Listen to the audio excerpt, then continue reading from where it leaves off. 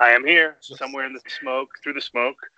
Welcome to the Adam Dunn Show. I am your host, Adam Dunn. Sorry, our timing's a little off. As you can see, we're an hour late, but we're here to continue the discussion. And I would like to stress 3 continents, by the way. Or 3, not, wait, I've got continents, but 3 very different things. I'm in Mexico, you're in Denver, you're in Puerto Rico. What a fucking international crowd we have going on here. So, like I said, we're going to continue the conversation from last week when we had Philos on in the studio. Basically, it was like I handed him a shovel and he just went fucking to town and dug himself a fucking a grave or something because, in my opinion, every answer that he gave wasn't the answer that none of us wanted to hear. So we're going to discuss. We're going to have Snow High. We're going to have Matt Riot in a little bit. We have James Bean in the studio right now live. I don't know if he's... Are you up on the screen with me, or we're just like kind of like you're just off on your own? Like floating head? Oh, yo, what are you doing, man? I can't believe it. I can't believe you're right there. How awesome is that? Are you watching yourself? I'm not even watching myself, so I have no idea what's going on.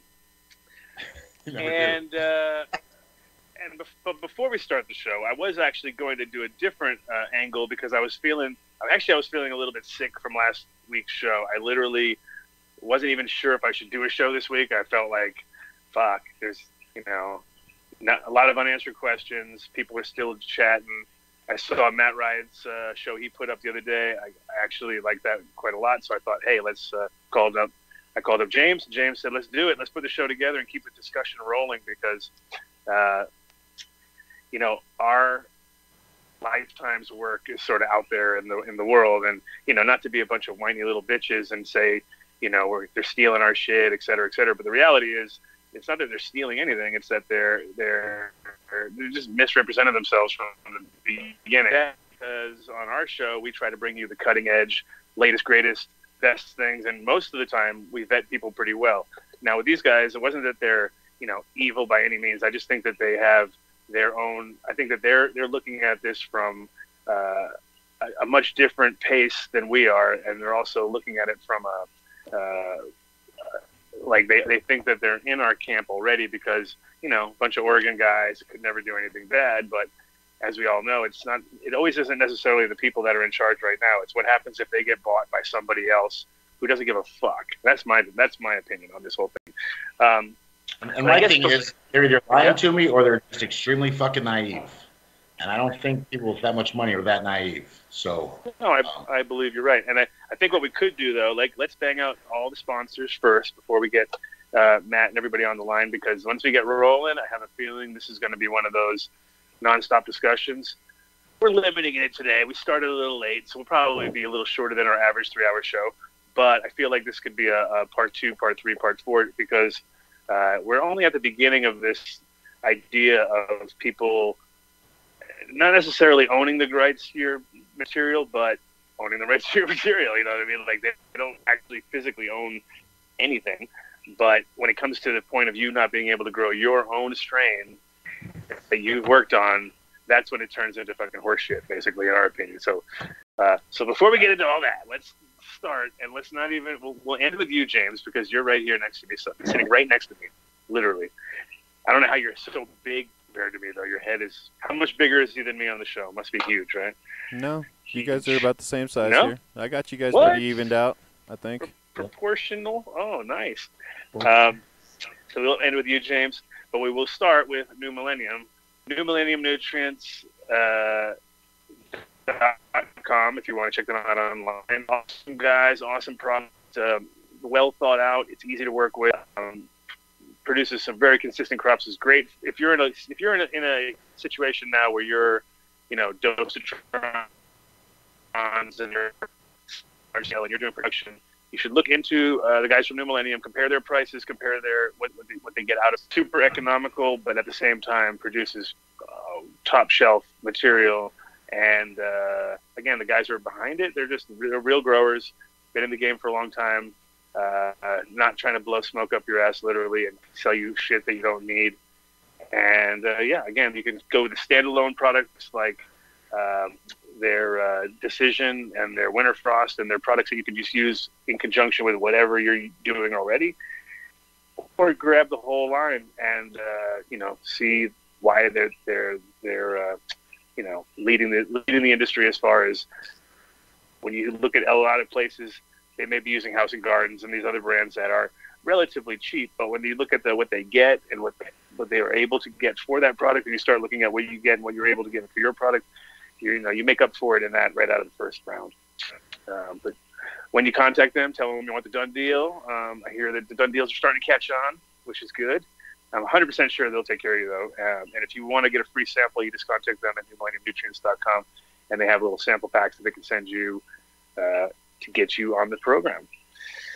And, of course, Incredibles Edibles, best edibles in our opinion in Colorado, and all moving across the globe, covering the flat earth with chocolate.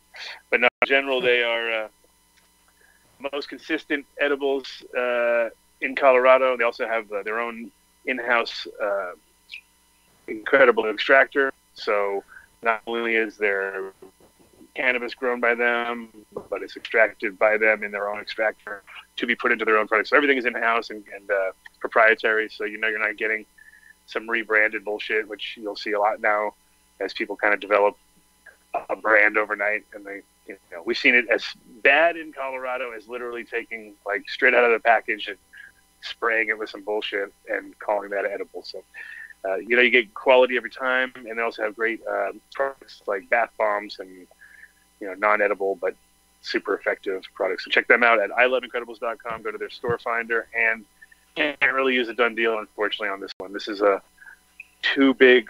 They're too spread out. I can't get everybody to conform to it. But if you ever do run into them, you tell them, how do I get the done deal?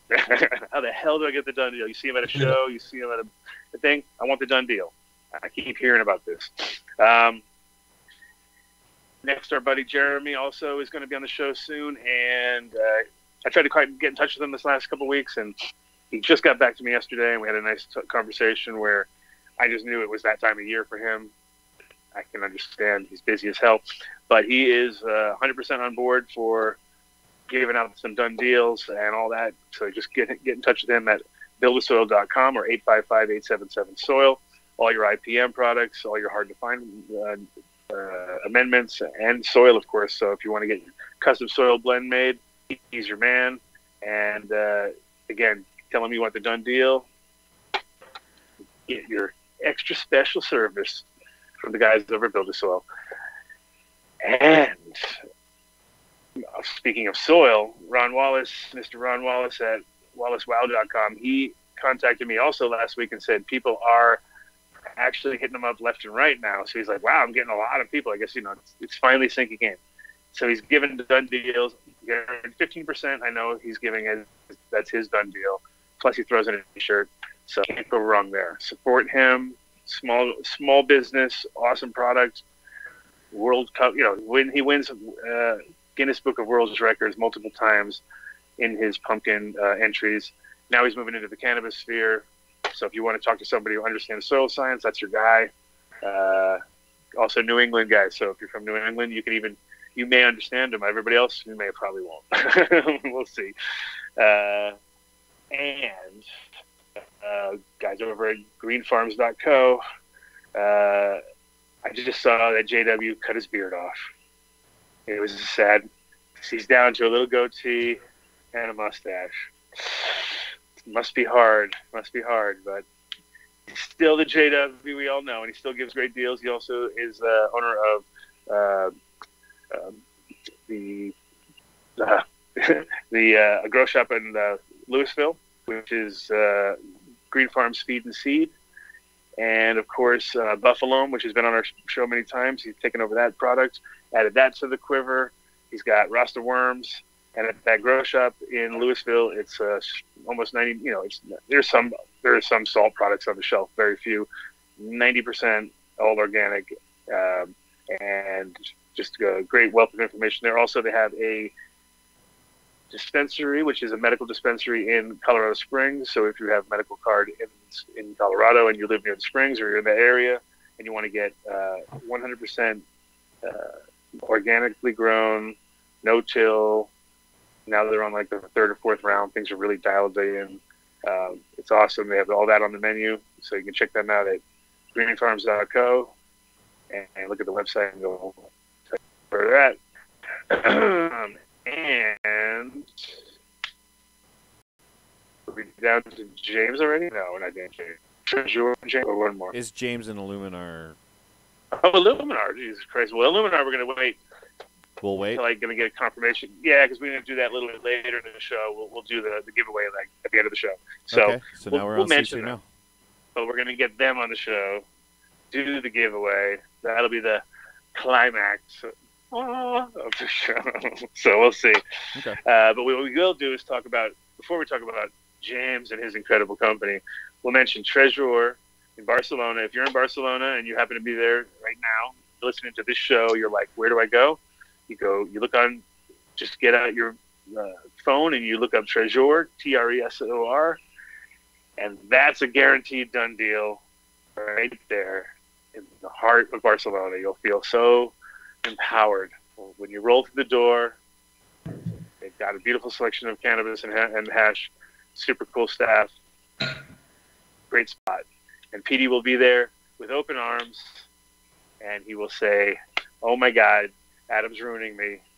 All these done deals, because we have actually swamped him. It's been quite good lately. A lot of people have been going through. Nice. See, they want you to give them the done deal, and then when they start giving it, they realize, holy shit, these done deals are really good, almost too good. So, but PD, you're a one-stop shop there for good quality genetics and good quality people. He's also got some. I heard he's got some Sage Master Select seeds there. That's what I heard.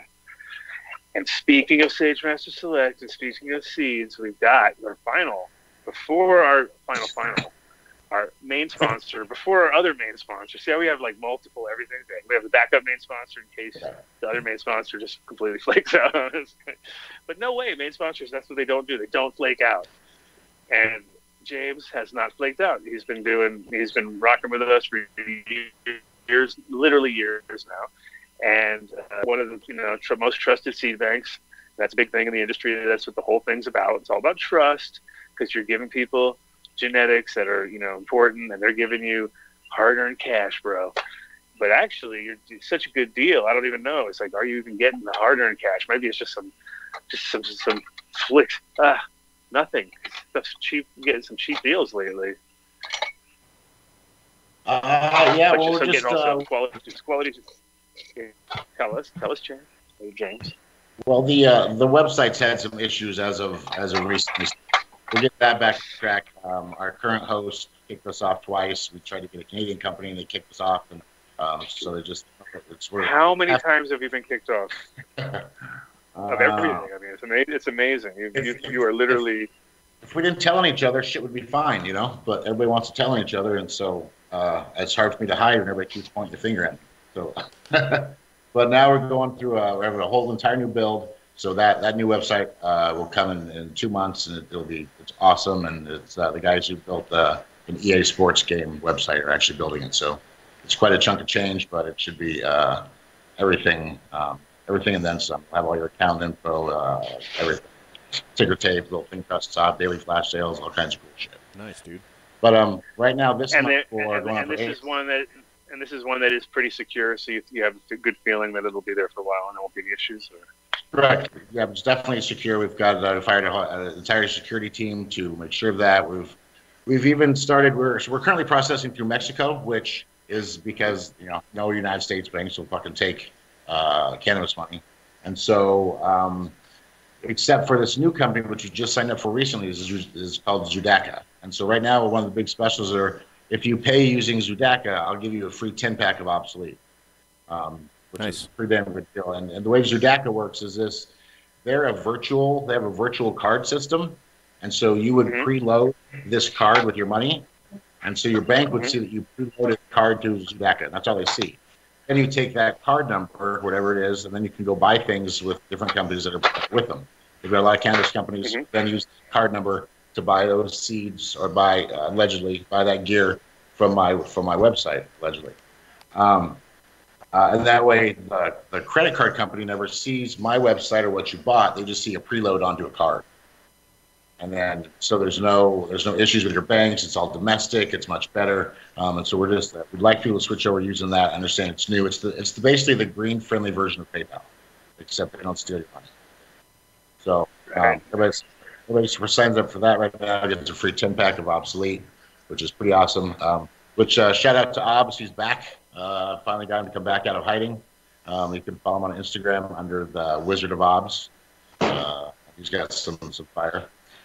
This month's specials, real quick.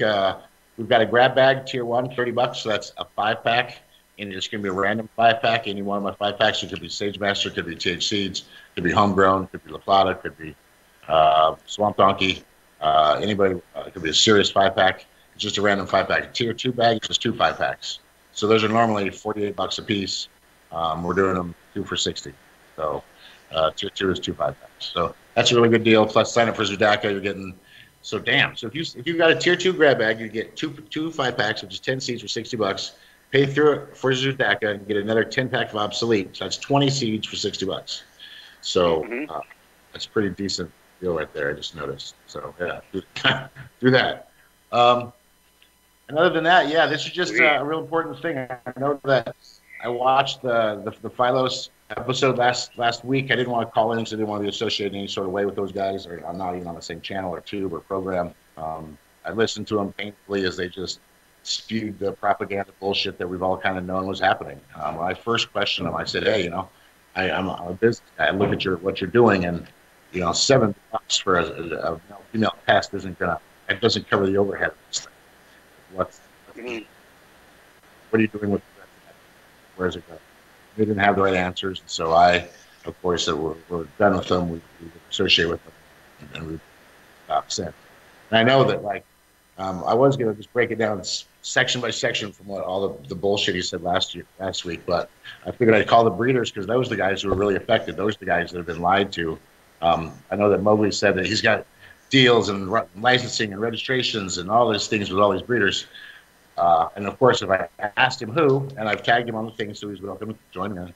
He asked him who, he's going to tell me that it's under disclosure, non-disclosure. He can't tell me those things. Who he's working with, yada yada. Well, I work with 50 of them. I consider some of the top breeders in the world, if not definitely in the United States, and none of them are getting money. So he's not talking to any of those guys about breeding. Well, it's exactly like it's a total music style thing. It's like the first time that I had a guy walk into my store, or I had to pay them some money, like a lot of money too. It was like 400 euros a year to play any music in my store. This is in Amsterdam, right? And I was like, "What? Are you fucking kidding me right now?" And it was like, "Yeah, but we're gonna give it to the artists." You know what I mean? And I'm like, "Listen, everything I'm playing are friends of mine that you're definitely not giving money to. I can guarantee you that, And they were like, no, but you have to pay it. That's the law, you know what I mean? And I was like, what? And, scammers in a sense that they were definitely trying to push, you don't have to pay it. It's like one of those things where they come and pressure you over and over again and make it sound like they're doing all this great stuff. And it's kind of the same deal. It's like all of a sudden you got a guy who says that he's going to take in and give you some, not really an exclusive, but put it on this pedestal and say, okay, this is a Philos approved strain, and then therefore you can add value to it. But the problem is that at this point in time, there's no added value when you put the Philos name on it if it's not being recognized by the community, in my opinion. You know what I mean? It can only be it only works if the community accepts it. You know what I mean? And they had some sort of acceptance, but now I feel like at the end of this thing, at the end of the show last week, I was like, well, sorry, they need to start over, really. There's no way, because, there's no way you can do that, Completely, and that's where I was surprised that he was asking, well, you for advice, but just and how do you think we should have had it? Which is a terrible idea. Let me tell you right now. You're asking me for advice. I wasn't going to go there, but kind of, you know what I mean? Like, if that's what you're going to for business advice, you're fucked up already. He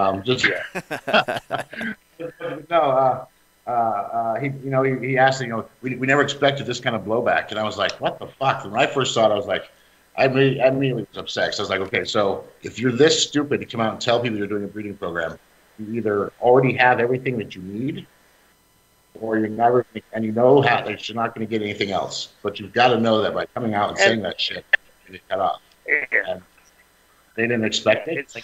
I mean, it's literally what happens in any industry, no matter what it is. Same with music, same with sports, same with car, real estate, whatever it is. You get into that world, like you can be friends with this person, and then the day you go, hey, guess what?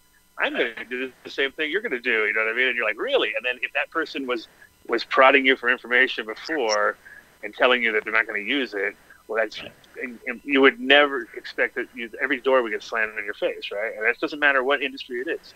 And the same, like when you're friends with a DJ, it's one thing, but when you become the DJ and you step up next to him, it's not like he may have shared tracks with you earlier, but he may not share the tracks with you anymore because now you're his direct competition. You're like, why would I give you my latest track?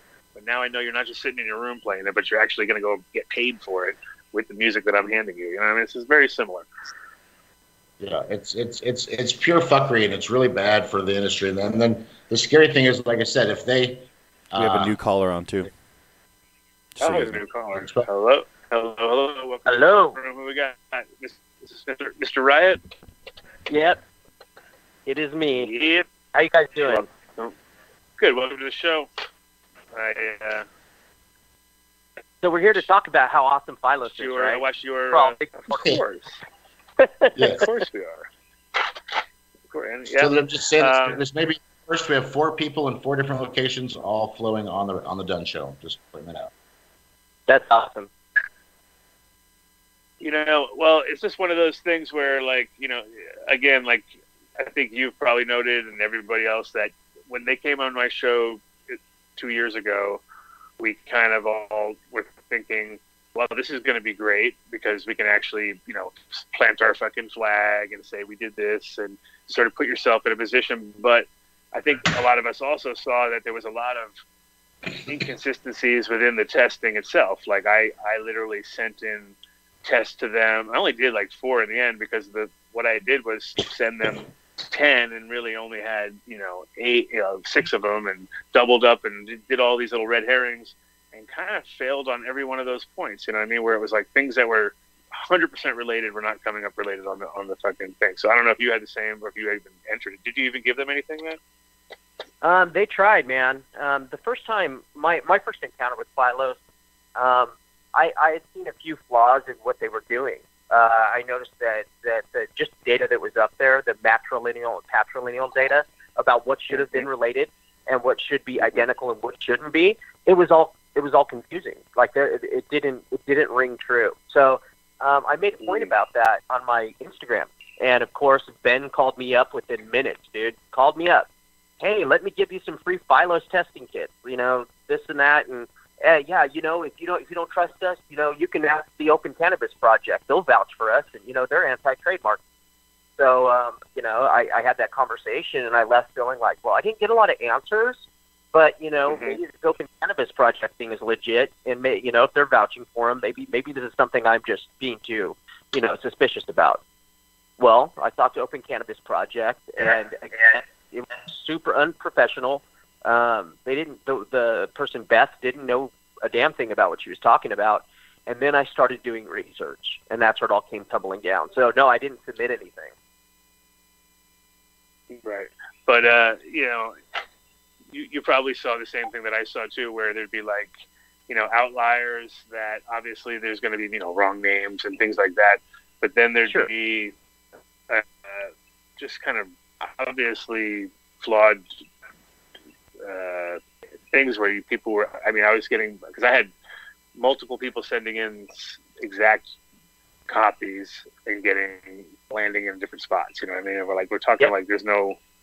So that's and then the problem is if you're gonna sell the location to anybody who puts it in, that's the other problem. It's more like I could get something from you and send it to them with my name attached to it. Now they're saying that I have first sort of dibs, which doesn't make any sense because I got it. I got it from you.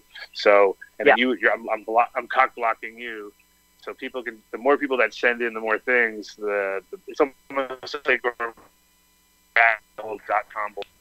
Like I'm gonna make rich because I'm gonna cock-block all these famous people that already have genetics that are too suspicious to actually send them in, and now they have control in their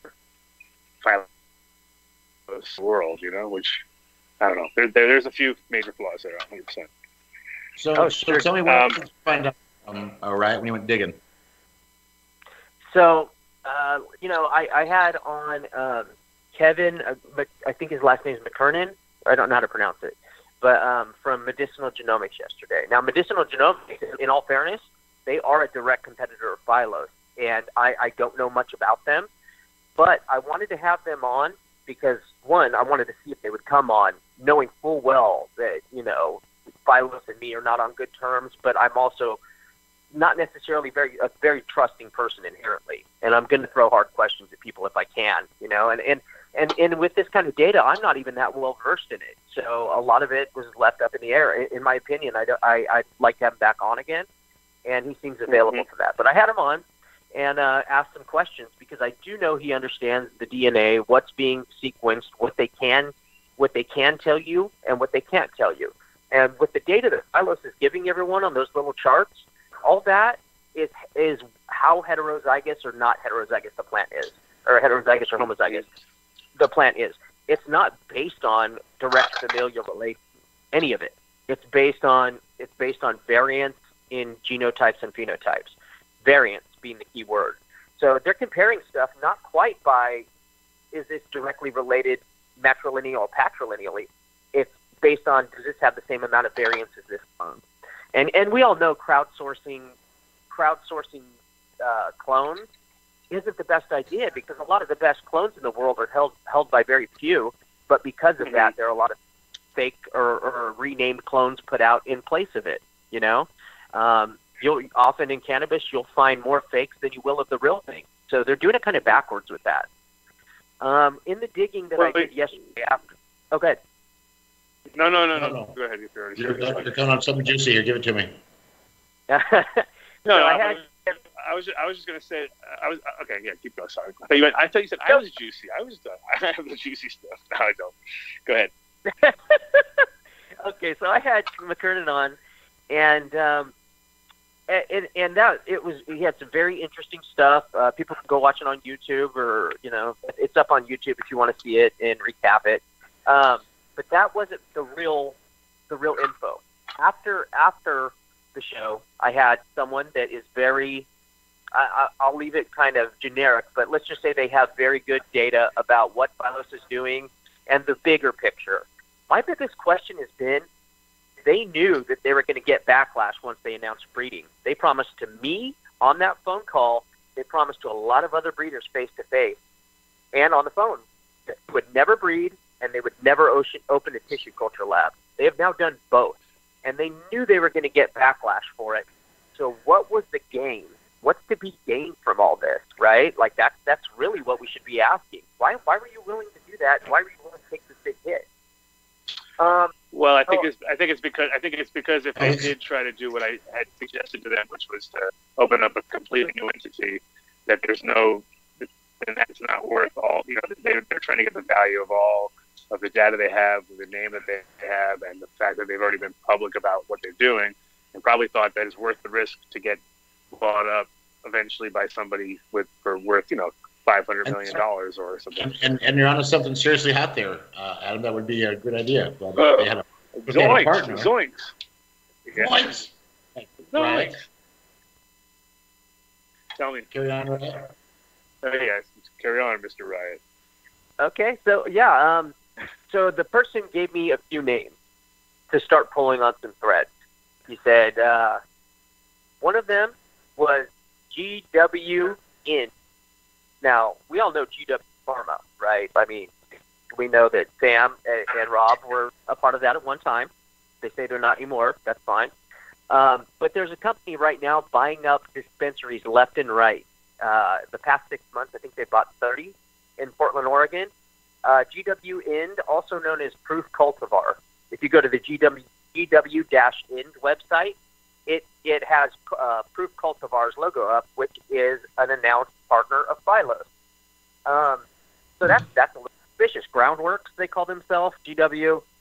there's no direct connection that I know of, but it's suspicious at least. But so I started digging through who Groundworks was, who are these partners that Phylos is partnering up with, and one name I kept seeing, and it's one name that I already knew, and that everybody constantly says, "Oh, this is one of the good guys. This is one of the good guys." It's I have it written down here. A guy named Jeremy Plum. Jeremy Plum was one of the original people to start the Open Cannabis Project. Now, I mentioned earlier when Phylos talked to me, they used Open Cannabis Project as a way to vouch for them not being about anti-trademarking and all this stuff. What they didn't tell me was that Phylos, one of the owners, Mowgli Holmes, and Jeremy Plum, this guy Jeremy Plum, that's a part of all these other corporations, were the ones who started the Open Cannabis Project. So it would be like me, having a shell company that doesn't have my name attached to it, and telling customers, "Yo, dude, I'm legit. They'll vouch for me." You're vouching for yourself. So, yeah, you vouch for yourself. Actually, the classic, basically circle jerk yourself in a sense. Reach around, exactly. Give yourself a reach around. Giving yourself a reach around. That sounds a little too close to GW Pharmaceuticals to me. Like big, what we've all been scared of. That little partner of theirs. It's just a little too coincidental. It's very interesting, and if you go back on ICBag, some of the first posts about Phylos were Rob and Dave Watson, Sam, talking proactively about Phylos, saying, "Yeah, everybody should get in on this. Everybody should get in on this." And then you have Ryan Lee, also known as Chimera, calling Kevin McKernan, telling him, you need to apologize to Phylos publicly. You need to stop speaking out against them. They're good people. And Chimera's got a respected name, just like Rob does. And in all honesty, and I say this all the time, man, like, Rob was the end-all, be-all of cannabis for me. That dude knows more than he's forgotten more than I could ever know. And I've had a huge amount of respect for that guy. But everywhere I see fingerprints of him, I see fingerprints of Dave Watson, and I see fingerprints of Ryan Lee.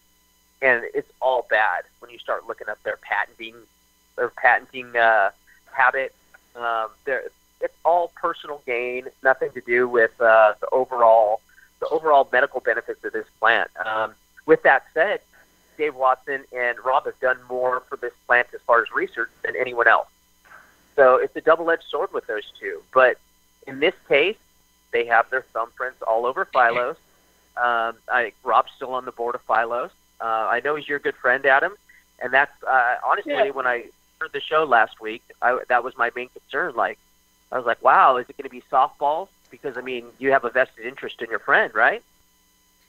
In a way, and the thing is, like, as you can tell, I do throw softballs half the time because I figure, I'm not the investigative reporter type to sit around and try to give you the gotcha moment every time. But I think at this moment they just kind of dug their own grave. And with Rob and his interest in the whole thing in the beginning, he did come to me. So he told me you should give these guys as many old things you have. But he kind of emphasized too that they don't have to be a living germplasm. It can just be something dead. Which at that point in time, okay, that is interesting. If you have dead seeds that aren't going to sprout, and you can try to get some sort of information out of them, that's something.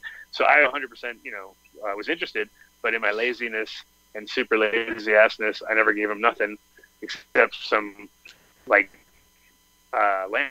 race stuff that I had, which was kind of just like, okay, I have these old land race Moroccans and I have these old land race Lebanese and Turkish and stuff. So it was kind of like I figured I was doing my bid, to put into the industry, but I didn't give him anything except I did 3 things on the Galaxy. I think it was a Sage and Sour, and a Dark Star. And that was it, and then the rest I kind of was like, too lazy to get it together. But I don't think that Rob actually, the whole thing with Rob back in the day, I remember so many times hearing all these rumors and things. And the thing is, I know, he was lucky him and Watson were lucky to live the dream and have the first, legal government permission to grow cannabis to any American in any kind of way, shape, or form, except for Mississippi University or something like that, right? So they were, they had greenhouses. I met their partners. I saw what they did, and it was definitely not, they weren't working for the man, but they were working with the man because you have to. There's no way you can do a government thing without actually having to deal with the cops in a sense of, The DEA, of course, is interested, and they want to know who's up, and they're going to run you through things. Sure. But if everything that people said about them was true, they'd be just crushing game right now. They'd have so much money. They'd be doing so well. And I know how those guys live. It's like they're just like, kind of middle class. And Rob, he's lucky enough to travel and do his things, but that's all just for jobs. You know what I mean? They're very tight guys who get a lot of grief and a lot of things. I think they set themselves up probably, like especially with GW and also all these other things. I think their intentions were definitely to, like everybody in a sense, not necessarily control it, but be the first maybe to have registered genetics, or the first, things like, which we all in a sense kind of have to do if we want to expand and become real, and compete, because now it sucks. Now it's like all of a sudden you're like, even with the hemp varieties, they have to be certified, and even to the point of they're tracking everything from A to B, like they said they were going to do, and now they have the capability to do it. And I think they're overly blamed for a lot of stuff which they don't necessarily have much control over. I don't think, And GW is a lot of other people too involved, which are quite scummy, and that's why I never supported them as a company, because I always felt that they were coming at it from the wrong angle, which obviously proved itself true in the last couple of years, right? There's my rant. Sorry, had to throw it out there. It's important, I think. As far as Sam and Rob, like, there's a lot of rumors, there's a lot of speculation, but there's no factual data. So that's neither here nor there on their past or how they ended up working with the DEA, the competitors being shut down everywhere they go. That stuff is fact, but we don't know about anything else. And we could leave it at that with that. As far as how they're living, maybe they're bad with money, but the fact is they've been at the head of every money-making scheme that's gone on, and a lot of bad hands being played in the cannabis world. And usually it's Sam at the forefront of it, Dave Watson, and Rob kind of just lingering in the back. But, and everybody kind of likes Rob because he's done cool shit, and he's brilliant. So it's a hard one, and the line's kind of drawn in the sand now. Phylos announced in this breeding campaign, they sent out an email, and I bet they really regret including me on that email. I don't know why they did, but they also included a lot of my friends, like their pictures on this email, saying these are our breeding partners. And those people are now having to draw lines in the sand, saying, whoa, this is not what we agreed to be a part of, And now it's up to those guys. It's up to guys like Rob Clark, who have major stroke in this community, to say, we got these supposedly unviable fees from you guys with the intention of doing good work with it. That is not where it's going now, and they need to take a stand if that's their stand. I asked Kevin Jodry, another person, Wonderland Nursery. I asked him straight up after the Phylos thing. I tagged him on iTunes, and I asked him what his stance was, and he firmly stood with Phylos. So this is one of those cases where corporate's coming to head with the black market, and lines are being drawn, and people have to pick a side. And the people who don't are sitting on their hands, and they're going to be sad in the end when they look back and say, I was quiet when I could have done something. Yeah, well, our tagline is the crossroads between cannabis and the mainstream, right? And it's sad but true. Like when Mitch came up with that, it was not there yet. We weren't there yet, but now we're almost passing it, and we're getting to that weird zone where it's like so fucking mainstream. It's almost making me want to gag sometimes because we're moving so fast.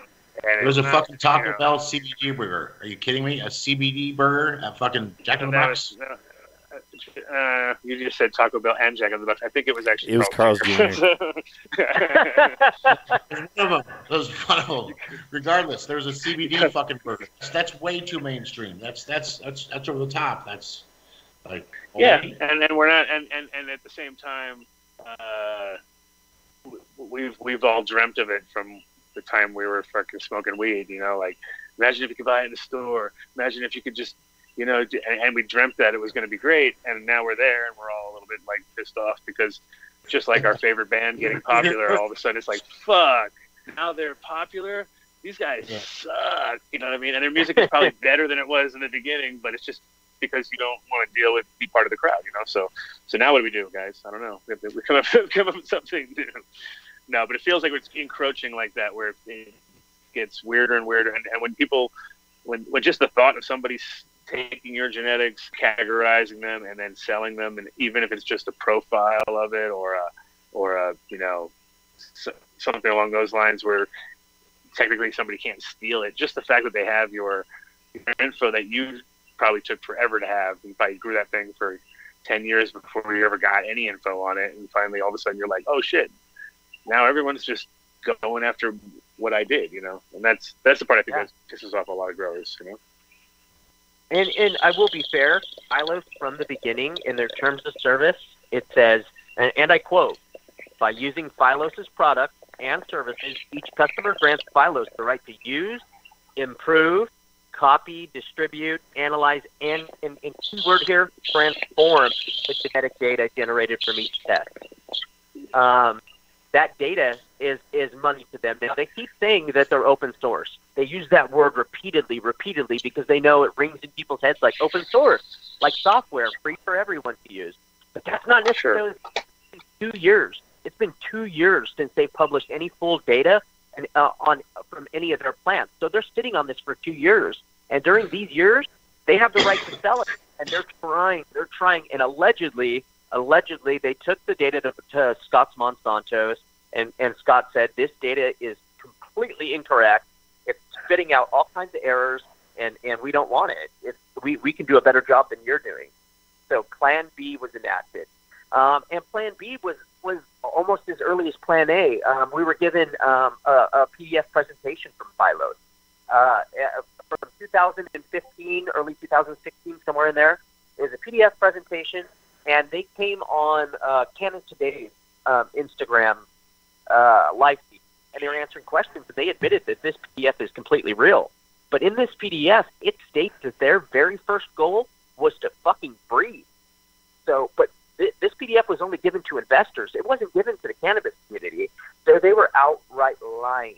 In that instance, they were misleading, misdirecting, and outright lying. So if they've admitted that being real, which they have, that's huge. I mean, that says everything we need to know about their intention. And that has nothing to do with them even selling the data. That has to do with them using what they have to breed. Get these markers, get these alleles, all these markers that they have that show, you know, certain profiles. They can turn these on and off. You know, the CRISPR gun is not science fiction. It's been around for a while. The data is so important. They don't really need the genetic material anymore. Right, which is what they had to have known that was going to happen as soon as they made the announcement. But I just got a text message from Darren at Bethesda, and he says it right, knows this too. But the administrative password to Phylos Galaxy used to be Autoflower Allele. Wonder if they'll be getting in the Autoflower game soon. I'm driving in the mountains, or else I call in. But you know what I mean? Like that's the end game, Autoflowers. So pretty interesting. Yeah, that was telling itself, man. Their administrative password, they left all that data to be stolen. By the way, by leaving this password up to be seen, it's just all bad. It's reckless. Their PR campaign to try to spin all this shit, get on every podcast they could after the announcement was reckless. Their own words come back to haunt them. I mean, and they keep name checking me and everything they're fucking doing, like I'm ahead of some fucking, you know, evil pitchfork campaign. And that the fact is, I'm the one saying they're not stealing shit. People handed it to them. You know, that's where it's at. Yeah, well, that's exactly it. They've handed it to them. You're muted, Adam. Sorry, I was doing the chat. Yeah. That was the worst PR move ever, if that was considered a PR move. So it's like one of those. That would have been the first thing that should be fired from anybody who's actually calling themselves a PR person with them. Because what do we got? I can't read. I just sent it to MTI, but it's their password on a stall. You did? Oh, good. MTI, throw it up, bro. I think they change it. I hope they're that. Oh, obviously. I mean, or they not just not have that shit stolen. We didn't give it up. It was stolen from us. We don't know what happened. Oh gosh. Oh well, fucking set your password. Now just do 1, 2, 3, 4. You know what I mean? Like you didn't set it up to be stolen. Dude, it's kind of like, I mean, they're lying. They're really fucking cheap. You just told everybody my password. Thank you very much. I know. Fucking 1, 2. You fucking me up. All right. I know what I'm doing after the show. So, what's the? Well, I mean, obviously, the idea was good as far as getting stuff into a galaxy or of some sort, categorizing and things. But now, do you think this is going to really affect all these other people trying to get into the game? Because I mean, who do you trust now? You know what I mean? Like, obviously, you had what was the guy you had on the other day there, Ryan? Kevin McKernan from Medicinal Genomics. Medicinal Genomics, yeah. And they seem like they're poised to take on a lot of new business after this one, you know? Yeah. They have some good ideas that they brought and mentioned. I'd like to see them implemented. They were talking about a home PCR scanning system so that you never have to give your actual genetic material to them. Yeah, but, I mean, I heard about this. The data. It was kind of a blockchain or something like that, right? Yeah, correct. It was an encrypted blockchain, but it's still the value is in the data. If they write the blockchain, they have the encryption, and that's that. But just not handing over your genetic materials is a good step. The transparency with which he answered questions, I thought was really cool. The fact that he said, I can't promise that we won't sell the data. I can't promise that we're not going to get offered this, but I'll be upfront about it and tell you that. And they're having a few different options that they're implementing where people can choose to be a part of public data that's actually shared, private data that's not shared, private data that's shared. There's all kinds of different options. And if that's true, and if it's implemented, that's a positive step, I'd say. But at the same time, this is another guy that has an agenda that is going to make money off data. So everybody needs to do their due diligence, and that's mostly what my whole point of having on was the due diligence that needs to be done. Let's start asking these questions. Let's see if they'll answer them. Yeah, no, it's it definitely. Again, like I said, as far as Phylos goes, they're going to have a hard time putting anything into the breeding world now, except for in corporate level things, which, more power to them. They probably that is more their people, obviously, by the way that they moved, through this thing. So, but at the end of the day, I think it's a lot to do. I think right now we can do a lot of self commissioning of strains, and that's one of the reasons I think they fucked up. Is that at the very beginning, it was offered to them through me and through other friends to help them with their data points, at least getting them the original material of things we like, for instance, sours and OGs and things like that. And of course, once we introduced them to Josh, but at the end of the day, that was all they needed. You know what I mean? They didn't need any more. And then they never took the original data that we wanted to give them, which kind of made everything flawed from day one. You know what I mean? Because if you know it's wrong, or if there's a possibility that it could be wrong, then you've already skewed everything from the get-go, which is obviously not the point, right? That's exactly. Someone pointed it out in chat, and it's true. The first thing that Kevin McKernan said, and it was probably the most transparent thing, and it was pretty punk rock, was to say, I asked, how can we trust you? What is it? What is the reason that we're trusting you over Phylos? And he said, don't fucking trust me.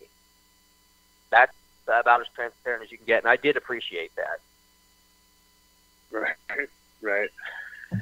Yeah, I think it's unfortunate because we also see how quickly things are going to move, and it happened in Holland too. Which, at the end of the day, there was probably like maybe between 4 and 10 of any quantities. There was people doing small bits and pieces, but for the most part, not even that many like like out of those four, probably in the end, they all group up and do it together anyway because it became slimmer and slimmer. But for the most part, anybody who was doing large-scale breeding over there was wholesaling it to 8 or 10 companies by the time, sometimes more. Sometimes some of them were doing 40 companies, you know what I mean? And so you saw the rise of all these sub-seed companies, which will happen here too, and already is. You already see it starting to develop where you know that those people have never touched a plant. You know what I mean? They're just marketing. And, of course, our packaging and our marketing in America is, head 10 times better than what you'll see in Europe as far as, for the most part, Sensi and a few other companies like ourselves would put a little more energy into our packaging. But for the most part, a lot of places it was just as simple as possible and as cheap as possible and bang that shit out, right? And that's kind of what's going to happen in our industry here, stateside, and it's already happening. But in the meantime, that's why James's company is so important, and having access to the guys who at least shepherd these plans to this point in the fucking existence of time. Because soon we're all going to lose control. We know that. There's no way we can compete with the Marlboros of the, unless you want to. It's like one of those, you just got to become that, you know what I mean? And you're like, fuck, I don't want to do that, you know what I mean? So I think kind of really, hopefully not to that level, we don't care anymore, and that we just, it's all about the numbers, which, I mean, I know plenty of people that are like that, but they're not growers, they're brokers, or they're, whatever, and that's all they care about. They might be the owner of the company, but usually the person who touches the plants is kind of over that, I mean? I hope so, at least. That's the goal, right? Yeah, that is a goal, and you're right, dude. Like, I don't see a way to win against Scott's money or even some of these people that are working with Phylos, Proof Cultivar. Some of their owner has $1 billion. He bragged $1 billion of fluid capital. We cannot battle that unless we have like an Elon Musk to somehow get the wild hair up his ass to care about the plant, which isn't going to happen, right?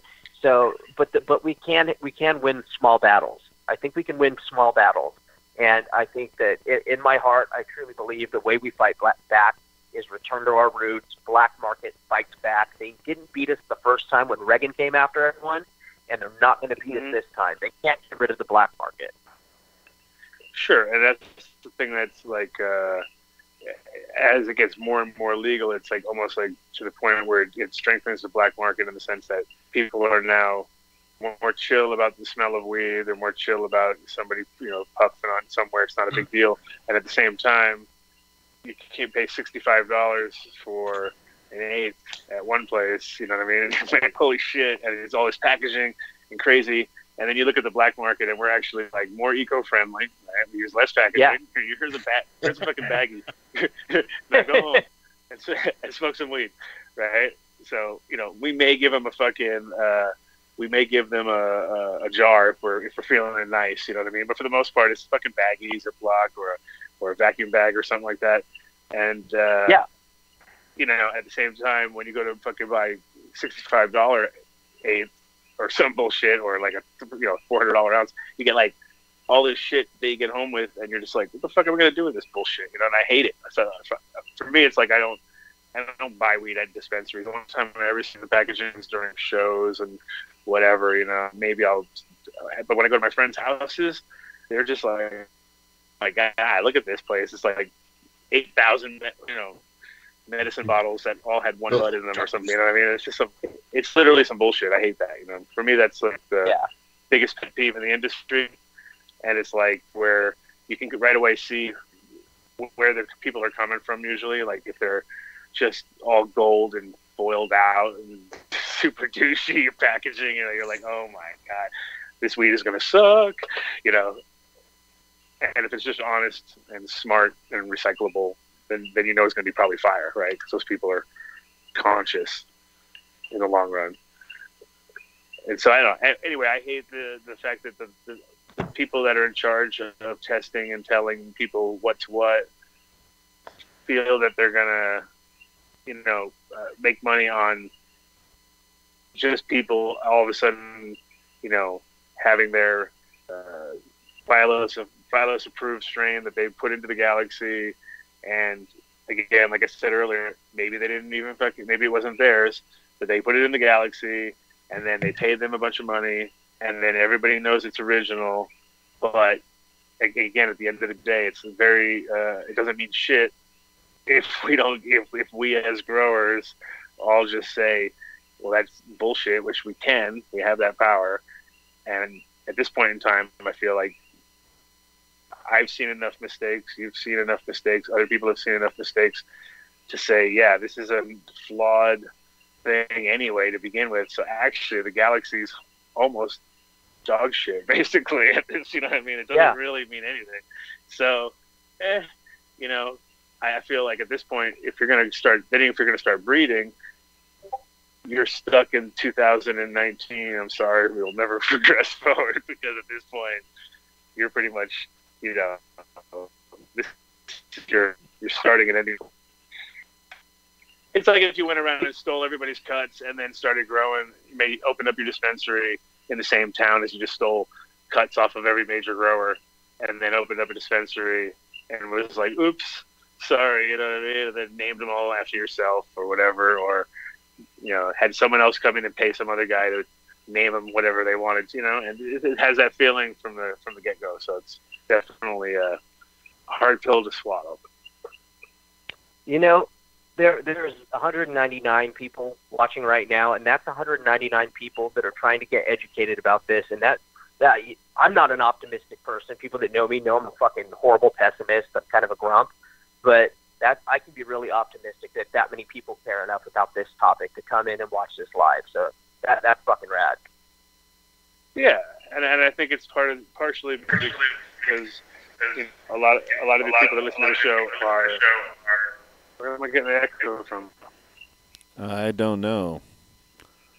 Did that was weird. Someone turn on their speaker or something, or did your Bluetooth give out? Dave Watson.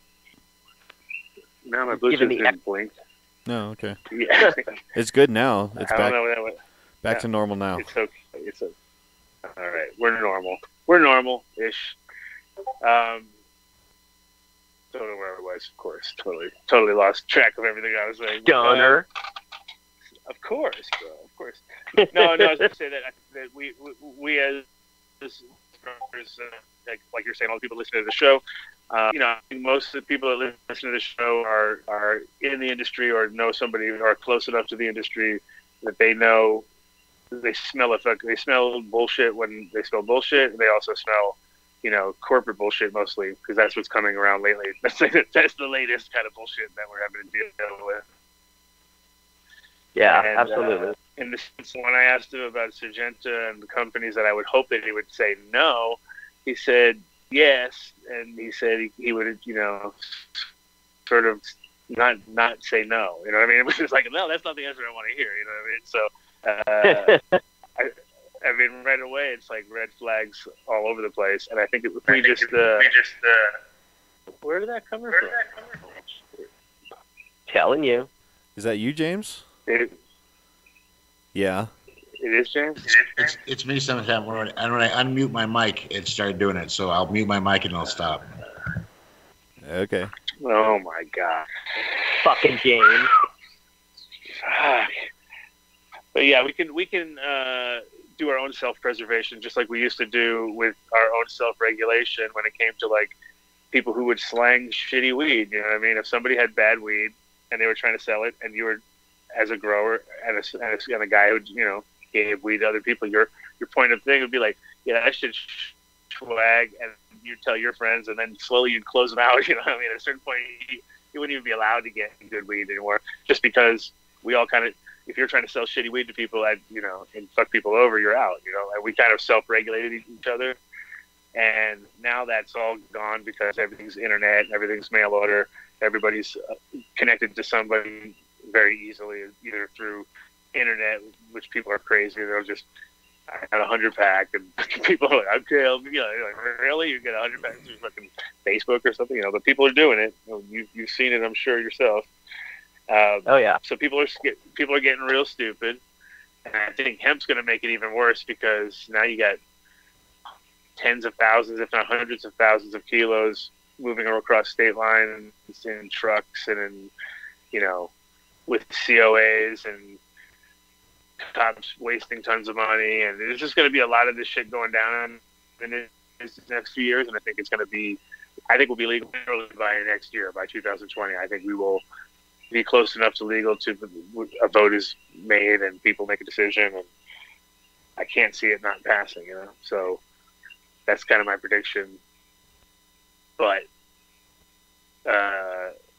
if that happens, then it's going to be berserk. We think it's bad right now with Phylos. When that happens, you better hold on to everything you got, because there's going to be guys coming through buying up literally everything like they're doing right now on a smaller scale with dispensaries, etc. But everything will get gobbled up. What? Damn it. James, you're fucking the whole flow up every time. But we will get gobbled up quickly, and a lot of people will go for it. There's a lot of people out there that'll hear big numbers and be like, sure, I'm out, ding, and it's kind of a hard one, because as a grower, that's the whole fucking thing, is you got to keep relevant, keep moving, keep going forward. And if you start seeing big numbers flash in front of your eyes, then you can walk away from it or do whatever. Or, some people think they're going to have a great position working for somebody else. But as a grower and a breeder, it's almost inherent that you do everything yourself, I think, as far as like your everything internal, because it's the minute you start to get 3 people in a room and try to do a breeding project, it's fucking nightmare. You know what I mean? It's really hard to unless you're doing a collaboration with somebody else and it's their line, you know what I mean? But if you're trying to do something together, it's good to have somebody to help you out, but it's not good to have somebody who's like 2 people in charge. It just doesn't work. You know what I mean? You really have to. It's like it's literally again back to the same old band thing. But if you're like a DJ and you DJ with it's much harder to have. I mean, it's good. You can do great in certain gigs because you can play back to back, do all that kind of stuff.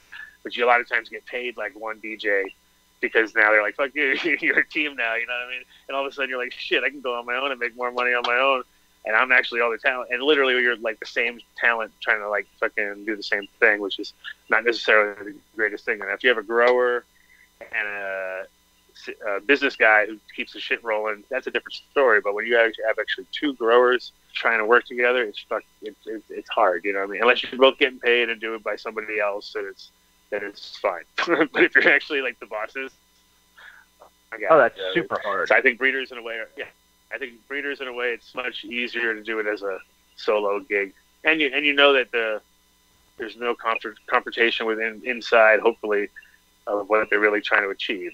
Instead of being like, oh, well, that's what he likes. What, it's hard. It's hard. It is hard. Egos. About Phylos and hemp is that when you mentioned hemp to them and what they could do for mold and pest resistance and mildew, he was like, oh, really? I'm thinking about that. Here's have a program for that. Well, I mean, I'd have to give it to them if they literally said, hey, we are going to do breeding to try to find out how to get rid of powdery mildew for all strains, but we were not going to release anything, and made it kind of clear, then it wouldn't be like such a huge deal, because I don't think people shouldn't be allowed to breed, and I don't think they should be like told they can never touch a plant because of that. But they definitely shouldn't be talking about creating their own strains, versions like sour diesel, Phylos approved versions or whatever. That just goes like above and beyond insulting. You know what I mean? At that point, really. And especially, one of the companies called it. Are you going to allow that to be open source? And he said no. He said that's a tough question, and most likely no. It's like, wait a minute, you want everybody to be open source, but yet the shit you're going to be creating, you're not going to be open source. See that? It's kind of like I related a lot to like if I started breeding seeds, like I would be a shitball. Like I would be the bad guy, because I'm obviously taking your guys' cuts and taking this shit as a given. That would be terrible. That would be a terrible idea. Yeah. Right. So I think it's too shady. So now a nice company who knows all these trade secrets, all this intellectual property, now going to start breeding. They're going to be like, okay, well, you know that this and this is what we're looking for. We've narrowed it down, and our galaxy is fucked or it's not fucked. It's everybody has the information, they just don't know how to fucking decipher it because they're not used to it. So we're going to use that against you. But we're not going to be in competition.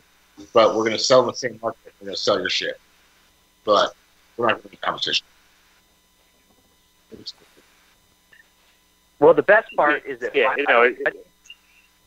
I don't worry about Phylos being in competition with anything I do as a breeder, only because no one that is one of my customers would likely buy fucking Walmart weed from fucking Phylos. So that is an advantage, and they're right. They're not going to be any competition to guys like me and Adam. Right. But I feel like we're kind of like the last generation before that shit just kind of goes haywire anyway, because it's going to be interesting to see like right now, people that are born, you know, at an age where if they're hitting around, let's say, 6 or 7 years old, like my kid is right now, pretty much they're growing up in such a cannabis-friendly world that it's going to be a completely different animal, and the idea of like us being really relevant in our scale that we're doing right now is kind of, you know, almost, I wouldn't say laughable, but at the same time, it's almost like it'll, you know, whatever we're doing is a hobby, if that, compared to like what's really going to be going down. And so, you know, the numbers are already abhorrently low. They're going to go lower. We already know that. It's just going to get cheaper. Things are going to get even less interesting. But it's a win-win, because no matter how bad it gets, it's still weed and still getting it to a lot of people. You know what I mean? So I love it. I think it's fucking, you know, as the cheaper it gets, the more people are smoking, obviously, or the more people that are dabbing or smoking or fucking eating edibles or whatever they're doing. So it's good. It's just sad because we knew when we're gonna definitely see the end of the special times. You know, we're like the hippies in the '60s who had to deal with the fucking '80s. You know what I mean? And they were like, "Oh my god, dude, we're never gonna get back to this." But we did. It just took a few more generations, and all of a sudden we're right fucking back to where they were. You know what I mean? We're just repeating these little cycles, and right now the cycle is getting gobbled. Everyone's getting gobbled up by everybody else, and that's going to keep going on. And people are going to cash out, and some people are going to hang in there. Don't know which is the best choice. I've been hanging in too long myself, but you know. Yeah, you know, I don't get invited to those big tables, so lucky for me, I don't have to make that choice. Oh, you will, my friend. They will come. They will come. They will say, "Hello, not for my Mr. Riot." We've been looking for you, Mr. Riot. So, what about like? So this is funny though. Now with all this, I think people are going to have a harder time. Like you can already see like tissue culture labs and places like that. Like that's going to be the next like who to trust, right? Because there's only so many labs out there that are trusted. You heard what happened with me, right? You just open up a whole can of worms now, done. Oh yeah, that's the way we like to do it. That's what we do around here. We're I learned openers. I learned the hard way. By trusting. I'm not even. The name isn't even worth mentioning because no one knows who the person is. But sure. I entrusted him with my whole mother collection, this tissue culture company, and he literally let everything die, everything that I owned. And he was supposed to tissue culture it and hold it while I was moving, all that stuff. So yeah, dude, I can tell you firsthand, it's not all it's cracked up to be. A lot of these guys that say they can tissue culture haven't even shown the ability to be able to do it, but they can talk, dude, and it's scary. Mm-hmm. Well, yeah, it's they just want to do, but nobody's able to come through with it and do it. Yep. Yeah, you know, and the thing is, it's one of those like even every time we like. Luckily, we had our guys from DCG Labs. What was the name of the lab? DSG. Yeah, and they seem like they you know they had a good foothold, but still, there's a lot of, you know, it's definitely not where you'd be lucky if you kept your collection, you know, for 5 years to 10 years in a tissue culture lab. In my opinion, I think I'd be scared as shit. It cost you a lot of money, and there's really there's no guarantee that it's going to come out at all. There really is hardly any, I'd say. Personally. Yeah, he actually Just gave me knowing my answer personally. So yeah, I've been waiting for over a year to get some stuff back from that dude. And he's not the person that screwed me over. That's just a part of the tissue culture problem. Like, you don't know what diseases it'll get in a lab. You know, there's a lot of variables to the whole thing. So yeah, it's hard to trust anything. Yeah, and I've seen how difficult it's been every time I've watched anybody try to do tissue culture, even in the nicest of labs. And it was like, okay, if they can't do it in this fucking beautiful lab right here, how the fuck do you think people are going to do it, like, you know, in some converted grow room with a laminar hood or something in the corner? You know, oh, exactly. You know, it's going to need a little more than that. Yeah, and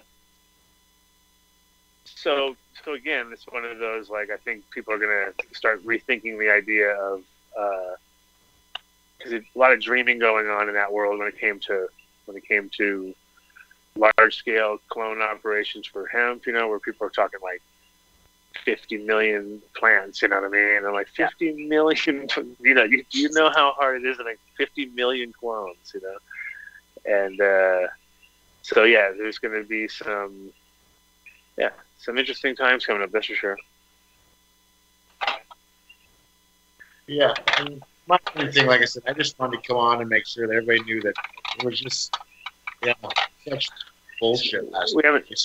We just saw it. Snow was Snow High going to call in at all, or what? Snow is gonna. He would like to do part 2 next week. I guess I texted him. He's got some other labs that he's working with, some other things. But Yeah, Snow has had history. Fuck this.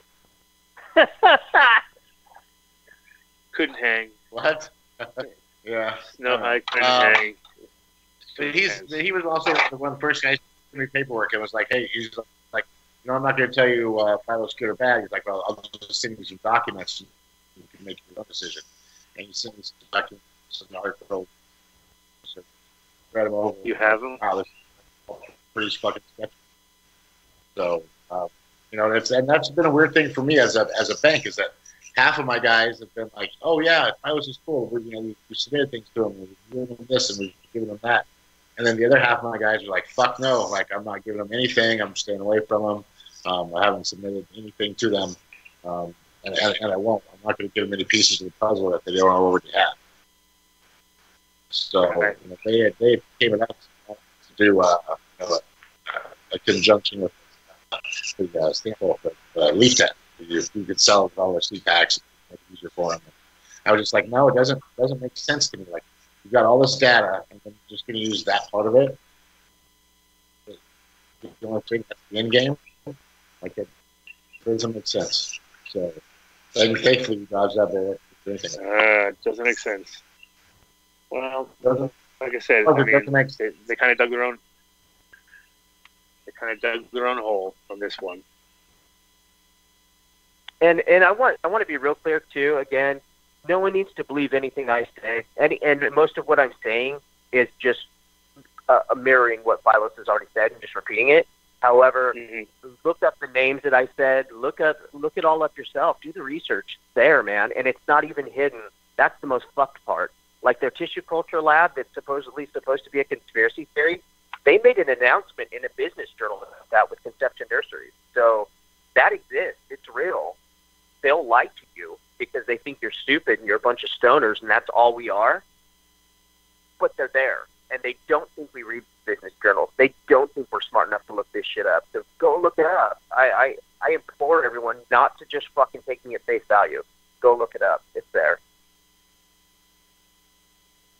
What's the caller number again? What's that? 720-708-7570. 20. Tell him MTI. Get on the mic. Pop it up.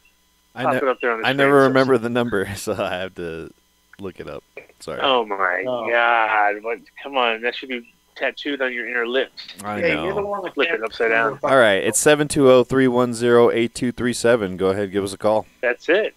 There you go. That is the number. Good job. You should call in by Skype or just call in by anything, right? You can call in, yeah.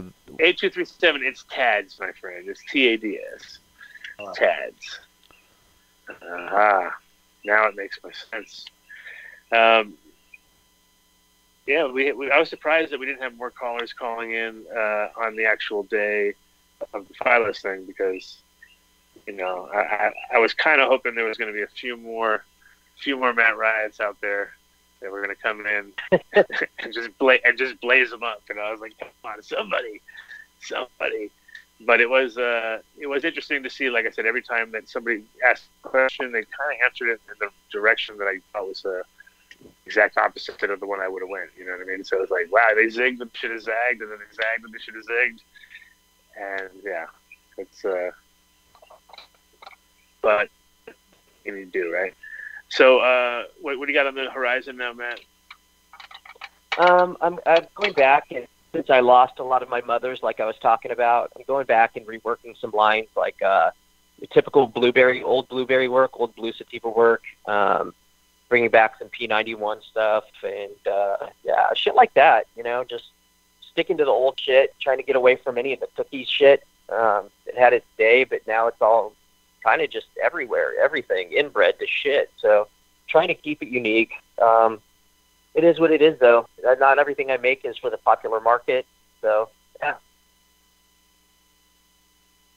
Yeah, and I think, but your roadkill definitely made some inroads. I see a lot of people, you know, We got a new caller on the searching line. through that one. Oh, we have a new caller. Yeah, hello, caller. Hello. This is the American one. The American one. Can you hear me? Yes, yes, I can hear you. Okay. I just want to comment on something because, you know, there's a lot of names that I respected and thought who they were, and now they're like kind of showing their true colors, you know. And just because they're OG and old school and they've been around a long time doesn't mean they're good people. I just want to throw that out there and point it out to everyone. Yeah, it's very true. 100%. And the thing is, you know, it's interesting because now we're in the Me Too literally the Me Too movement, which, you know, and in cannabis, it's part of it too, where we're actually now, you know, pretty quick to point out people who are, you know, probably racist or just fucking homophobic or weird or whatever, and that's necessarily not, you know, they can do that. They just don't really necessarily need to be around me. You know what I mean? In person, yeah. Just gonna do that somewhere else. But in the cannabis world, it's always been that way. You know, I mean, there's always been the full spectrum of people, from good to bad, and everything in between. But I feel like the good always sort of shine the bad, where we kind of worked out pretty well because cannabis had that sort of neutralizing factor where it didn't matter.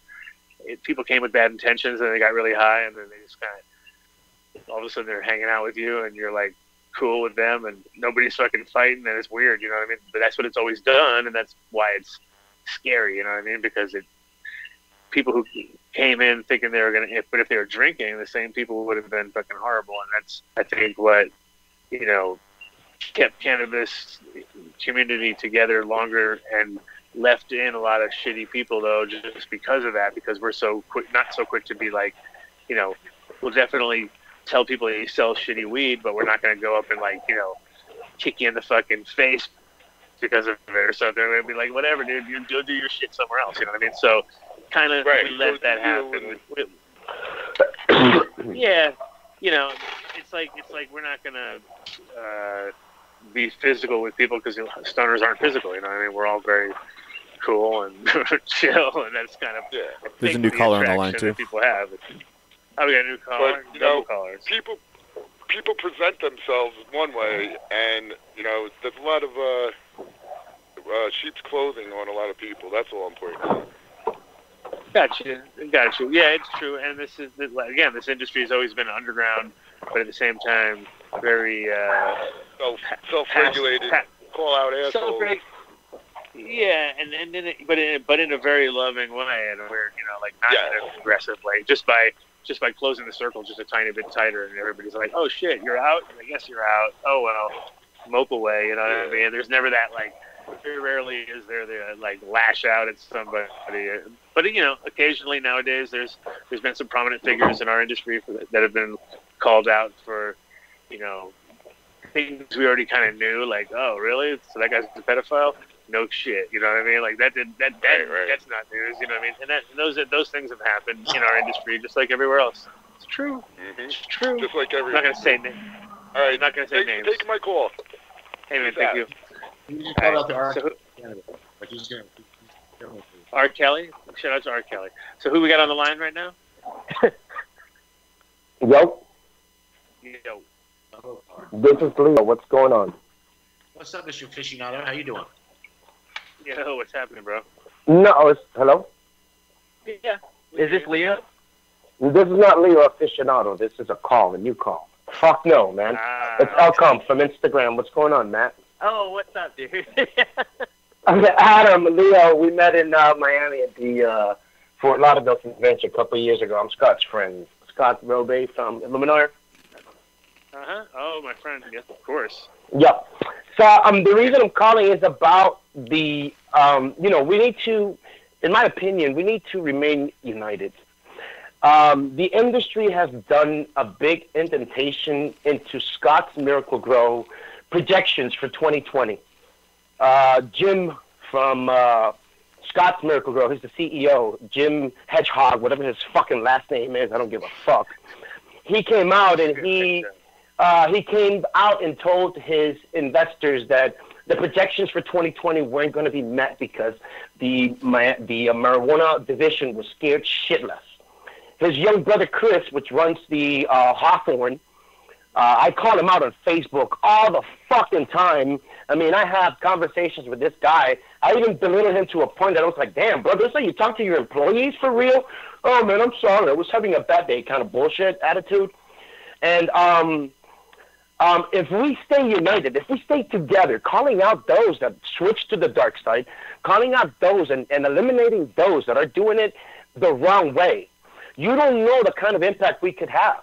They right now are scared of us, and we haven't even united. We haven't even talked. We're basically just communicating on Instagram by followers and shit. But with your platform and Matt Ryer has a fantastic live feed. Every time he comes around, dude, there's 100 and something people just sitting down asking questions. And this guy's just back and forth, just with people and giving information and staying true to the game. Matt Ryan has been called out for many reasons, but you know what? Whomever he called out doesn't come back and rebuttal anything because he is right on his shit. He's right on point with his shit. Just like he wasn't right on point with Silos, he's right on point with every fucking person he calls out.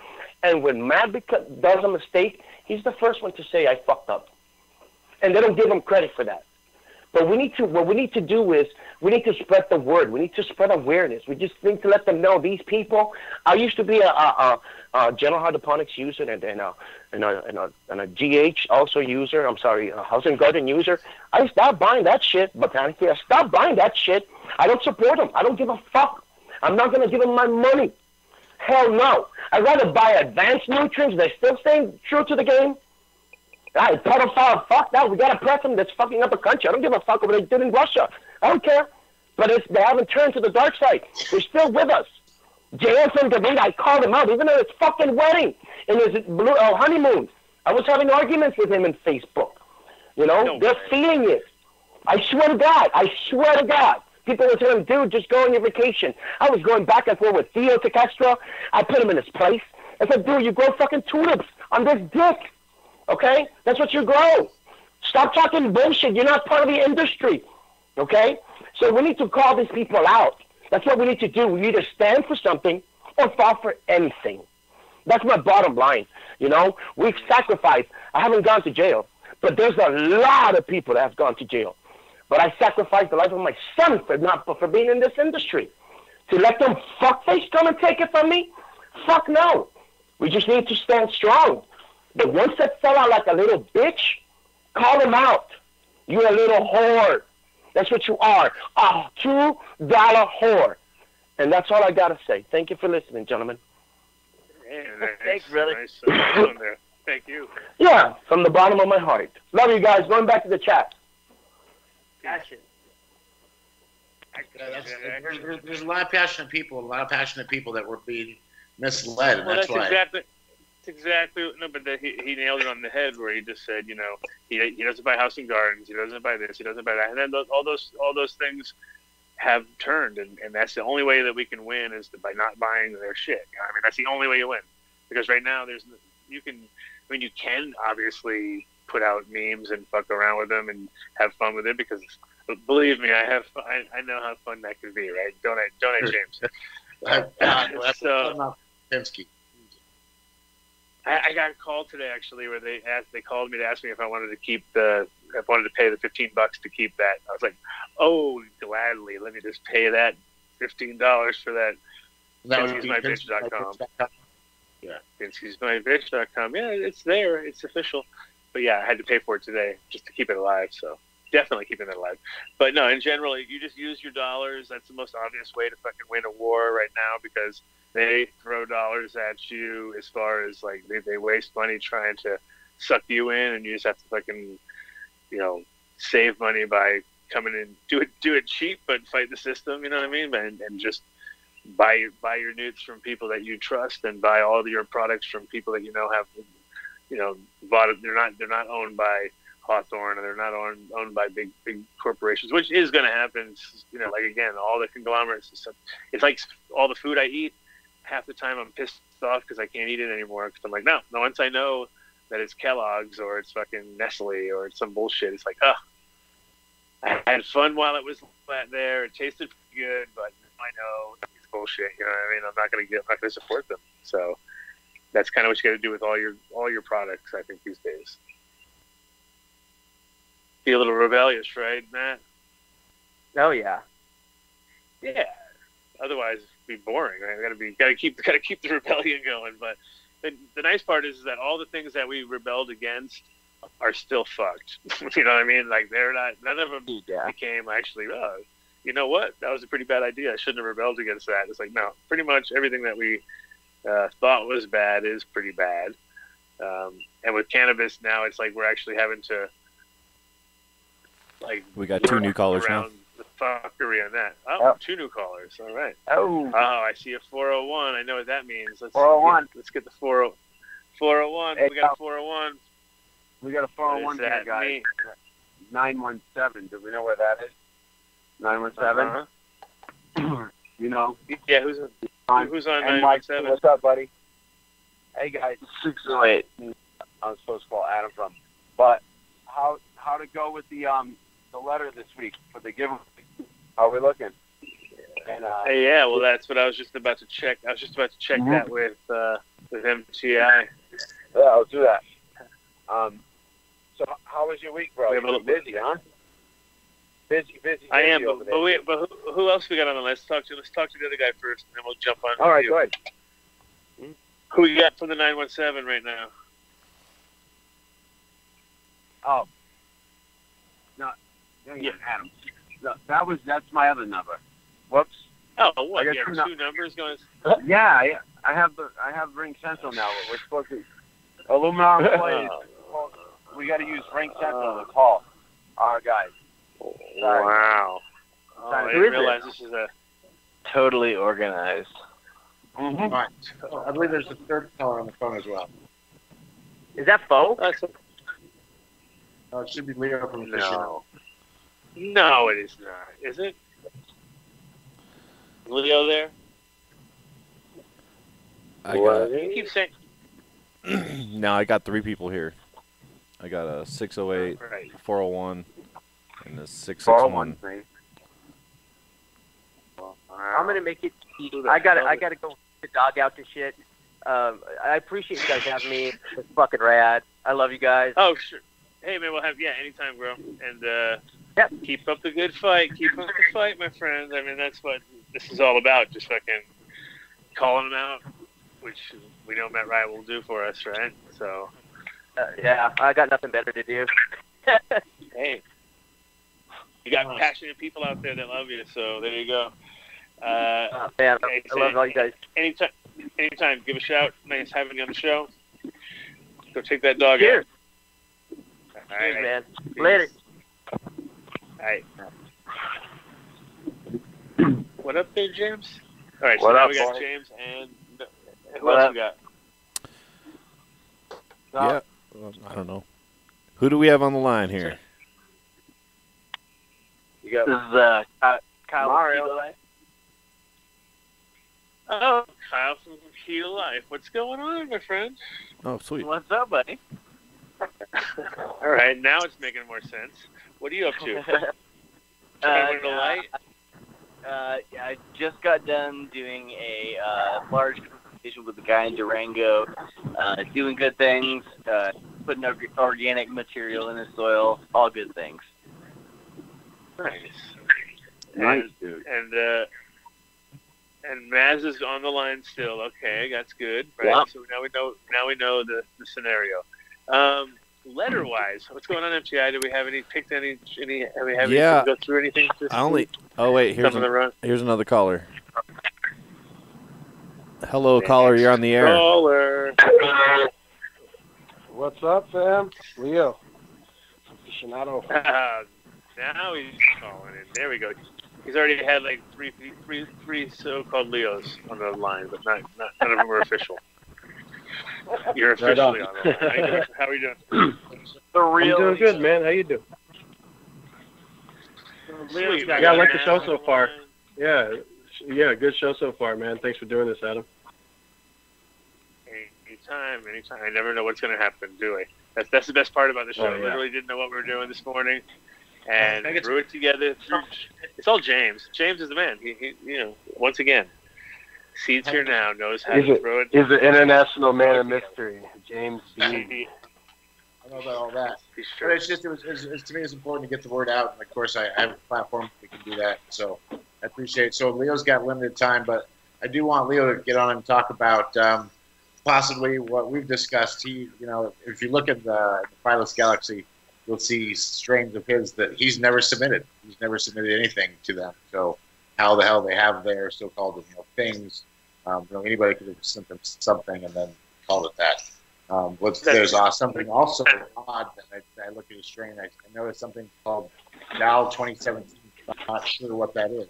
So maybe he can help explain to me that. But he thinks about that. Yeah, that was a weird anomaly when we were looking up. When you're looking into the galaxy and trying to see, what the parents are of and relatives are of certain strains, and you see these codes. And that was a big question of ours. Like, what's in these codes? What's behind them? Why are they on the galaxy? And then we talked to a former employee of Phylos, and that individual informed us that those codes, posted to the galaxy were reflective of the project that, that's a part of Conception, which is supposed to be, their breeding platform and their clone company. So, I mean, we kind of saw these kind of things coming from far away. We really weren't that super surprised. When you really look at it, they're really not a testing company. When they came out, we were like, cool, that's nice. You guys are telling people you're testing, but really it's like your business model is dependent on a genomics platform. You guys are a genomics company. And so what they did is, it just seems like they really took advantage of a lot of people and the community's inherent lack of awareness of what genomics companies do and how they make money, and that it's primarily like a business-to-business platform. And so that's the biggest thing that I think this is actually, it's a shitty thing that's happening to people. A lot of people are taken aback, but I think it's also, a really cool opportunity for people to also understand that this is what happens when you invest in siloed data. This is what happens when you devote your energy, devote your time, and relinquish your data to one agency that's able to see thousands of donors' data, but not everybody else. So and there's a lot of inherent ethical problems in that. Only they can see the data, and nobody else can. So, Matt Wright had a really good point. He was referencing the data policy, and that was my big thing. When you look at the data policy, they say we could, you give us the explicit right to distribute, modify, and improve the data, the information, that we cull from your genetic testing. And to us, that just seemed like, why are you going to? We don't know the value of this data, right? only people that have PhDs, people that, are actual geneticists understand that, the true value of that data. I'm not going to hear Fred say, we know the value of this data, but we do know it's valuable. Like back in the day when they started Facebook, they didn't know how valuable it was. They just know they had something. I think that's something that the community here has as a whole. It's like all these people, all these old school breeders, we have, not only these legendary strains but it's also, we don't know what the potential is of this data. When you give your data to a genomics company, you're allowing them to basically take that data, modify it, or take it in its raw form and sell it to somebody. And that data could be sold again and again and again and again. And that's a fucking problem. And so this is a good opportunity for people to understand that when you're dealing with genomics companies, one, you're giving away your data and they're going to make money off your data. That's the business to consumer model. They make their money off of being a testing company and sending out test samples. But really, the bulk of their value and the reason why they have so much investment is because they have a really strong business-to-business genomics model where they're going to interface on a business-to-business level and use their data and deal with people that have the capabilities that most people in the weed industry, most OGs don't have. So them trying to aggregate data and use a breeding platform on that, like there's a huge ethical fucking problem with that. And we saw that coming from a mile away. It was like, you guys aren't fooling anybody. Yeah, it's again the same thing where even like if they don't take living material and they don't have your actual plant, just the fact that they have all your information and you can compare it to all the other information they have out there, there's just automatic advantages. But Leo considered his information in. That's the thing. Nobody sent. You didn't send in magnum opus. You didn't send in oil stuff. But they, on our white truffle, they have. Like having a central authority that protects a store of value. Your genetic data, it's like Bitcoin, it's like money. It's a fucking store of value. And just like banks or any central institution, when you grant a central authority the trust of all that fucking monetizable, all that data that you can monetize, there's huge trust issues around that. And there's a huge possibility for that to be abused. And furthermore, there's a huge possibility for that to be hacked because it's in one central location. So it's like, but really, the problem is that is a continuously degrading value. Much unlike money, it does not increase in value over time. It decreases in value over time. If you have a crop that was produced 2 years ago, it's not worth even close to what it's worth 2 years ago. So you have to agree. Oh yeah, it's true. It's true. Well, we're talking data here, science and numbers, but like. They already have a plan, GAL 2017, a selection made through Leo stuff that is part of the conception program that they've selected for breeding for mass producing.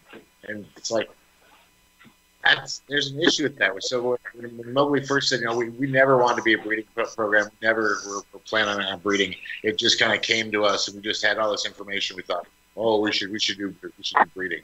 Oh, bullshit. You guys had started this. You came with this plan. You didn't just say, okay, we're gonna just do male-female testing. So it's just need to be brought to the forefront. I think this is going to force people to be a lot more conscious of the labs and the type of testing entities they work with. When all this happened, I was just really hoping that maybe it would create a movement within the community where everybody could band together and try to assemble some kind of decentralized platform for breeders.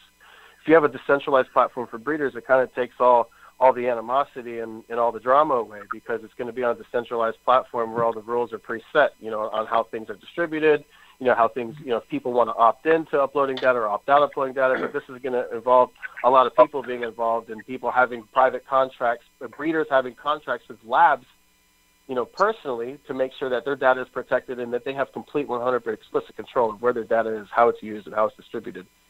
But you should also have equal oversight of the data that is distributed. You need to have standard operating procedures. You need to have an internal reception of data process. You need to have a on-point receiving process for that data to make it viable for the end user. Yeah, 100%. Yeah, that's a really valid point. You can see, with certain decentralized platforms like we see with Litecoin or Bitcoin, there's these nonprofit foundations that operate, the peer-to-peer. Based on nothing. based on nothing. Yeah, and nothing. But the cool thing about that is that you have this, perceived store of value, but there's still this third-party nonprofit entity that's able to have, that's able to operate in favor of, of all the miners and all the, in this case, it would be the data donors to make sure that all the information is done and dealt with in an ethical and fair manner that's fair to the breeders and the data donors, and for the rest of the community. We are I had the same. Go ahead. No. I was going to say I agree with Leo because I was saying earlier to those guys that I think we have to kind of band together and create our own database that we trust because we actually know the people who are behind them, and we can guarantee it better than any kind of scientist can. I think that's beautiful. Like if breeders were to get together and form a nonprofit organization that deals with issues like this and that deals with fairness, not a fucking union or a true nonprofit where there's no, where there's no monetary incentive for that system to be abused. Right now, there's a monetary incentive for that data that Phylos has to be heavily abused and for people's ethics to be violent. And to do unethical things and to violate the rights of data donors and breeders. That's how OMRI was invented. OMRI was invented to prove that your material was above 50% organic. You could have a 51% organic material laced with 49% cyanide, and it would be organic. Wow. That's the qualifying factor in the decision for organic versus non-organic. 51% organic material could be paired with 49% cyanide to be considered organic. That's the OMRI standard. Oh. Yeah. Well, we could talk for hours about Omri. I mean, we're at Humboldt, Mendo, and you either love or hate Omri. And if you're a true organic farmer, you're into regenerative farming, you're into KNF, you don't fucking touch Omri with a 40-foot pole. You're like, what? That's organic? Get out of town. It's wonderful. Your box is beautiful, Pandora. Thank you. Yeah, well, we're at that phase now too, where USDA and non-GMO and all these things are being so abused that it's not even. I mean, you can hope that they're non-GMO, and you can hope that they're organic, but it's blasphemous what they consider organic material. The fact that they're willing to 3 times multiply the value of a product that is 51% organic versus something that's 49% organic is unacceptable. Unacceptable. Yeah, it's really sad because it's one of those things where not that the government is supposed to protect us, but it is supposed to be honest when it comes to food and things like that, and that's the most America is one of the most unhonest places ever. Like Whole Foods. Shit, like food for the children, food for the like what the fuck are you talking about? Yeah, well, I mean it's kind of like synthetic. No, it just seems to be that bro, synthetic. I'm there with you. I'm there. I mean, it's like we go back to Omri. It just seems that it's kind of like a lobbyist platform for synthetic, chemical and salt-based producers to get their shit on the fucking organic list. So it's like it's kind of like how lobbying works in DC. It's like I'm going to slip you a few hundred G's, and you're going to make this right for me, okay? I'm going to pat you on the back, and that's just the way it always, for the last 4 or 5 years, is Omri's come off to me like that. Yeah, you're just going to buy it. That's going to be the thing that's going to happen. You're going to buy it. This is going to be the dollar you're going to buy it for, and fuck yourself, okay? But I think talking about things like this are really good because it forces them to look at what's the source inputs of what you're growing with. Where does it come from? And then people, when they start looking at the sources, they start going, "Oh, damn! All these liquid nutrients are distilled from literally just a few dozen powder inputs." Holy shit. Yeah, it's all powder inputs from maybe 3 sources that that CPS all distributes throughout California. So it's like, I think that's what really helps this movement with regenerative farming. People are tired of being lied to about what their inputs are. But it's calcium carbonate, ammonium sulfate, magnesium phosphate, it is coming from not a majority. It is coming from one company. One. Yep, 100%. If it doesn't say langbeinite, it is not pure calcium magnesium phosphate. I mean, sulfur magnesium, potassium magnesium. Magnesium phosphate. But langbeinite, yes, it's sulfate. Ammonium yes, magnesium potassium sulfate. Boom, magnesium and potassium sulfate. Yes, that is coming from literally one company. One in the world. One. Yeah. Got to go for the langbeinite if they want that. If they want that charge, if they want the potassium bonded to that magnesium. They want that. They want that. Feed the plant, not feed the soil. Both. Right. And that's the sad part about most of the chads in the industry nowadays that are fucking growing. Yeah. It's like, it's kind of like this full circle. You know, there's all these chads in the industry. We're seeing it in genomics right now, where people are being taken advantage to, and they're being fed fucking lies, just like as really experienced organic farmers have experienced for years. That we've seen these companies, touting themselves as organic inputs, and they're fucking not. We're like, dude, you're not fooling anybody. You're only going to be able to do this for so long. And the same as and likewise the same for Phylos. Right. Ask most organic-based product companies. If you ask them where their products come from, they can't answer you. They cannot answer. They have no answer. Yeah. Where's your source input coming from? What country is it coming from? Do you know the farmer that there's a 1200 micronized soybean on the market, and it's so hard to find a non-GMO 1200 non-GMO micronized soybean fucking nutrient on the market right now. When it first came out from Growers Secret, they were sourcing all their soybean from Germany from organic farmers, so we knew it wasn't non-GMO. But since it blew up, there's a lot of these companies faking the tech. All they do is a hydrolyzed soybean, and they put in a centrifugal micronizer, and they dry it out, and they sell it as this beautiful golden 1200. But now, a few years later, after it's gotten huge traction in the market, a lot of people are using this, this DT and GMO laden soybean, and they're spraying on their plants, thinking that it's an organic input, and they're fucking spraying poison.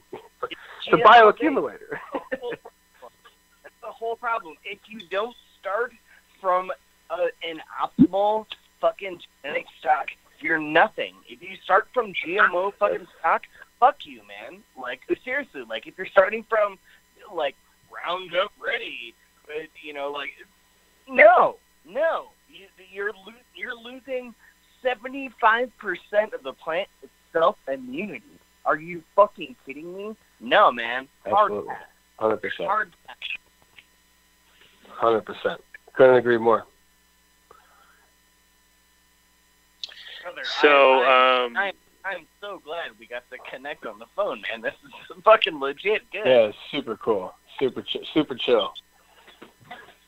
It's a great place to have a conversation, right? Because it's all stuff that we're not hiding behind fucking anything, man. I'm hiding behind fact and truth.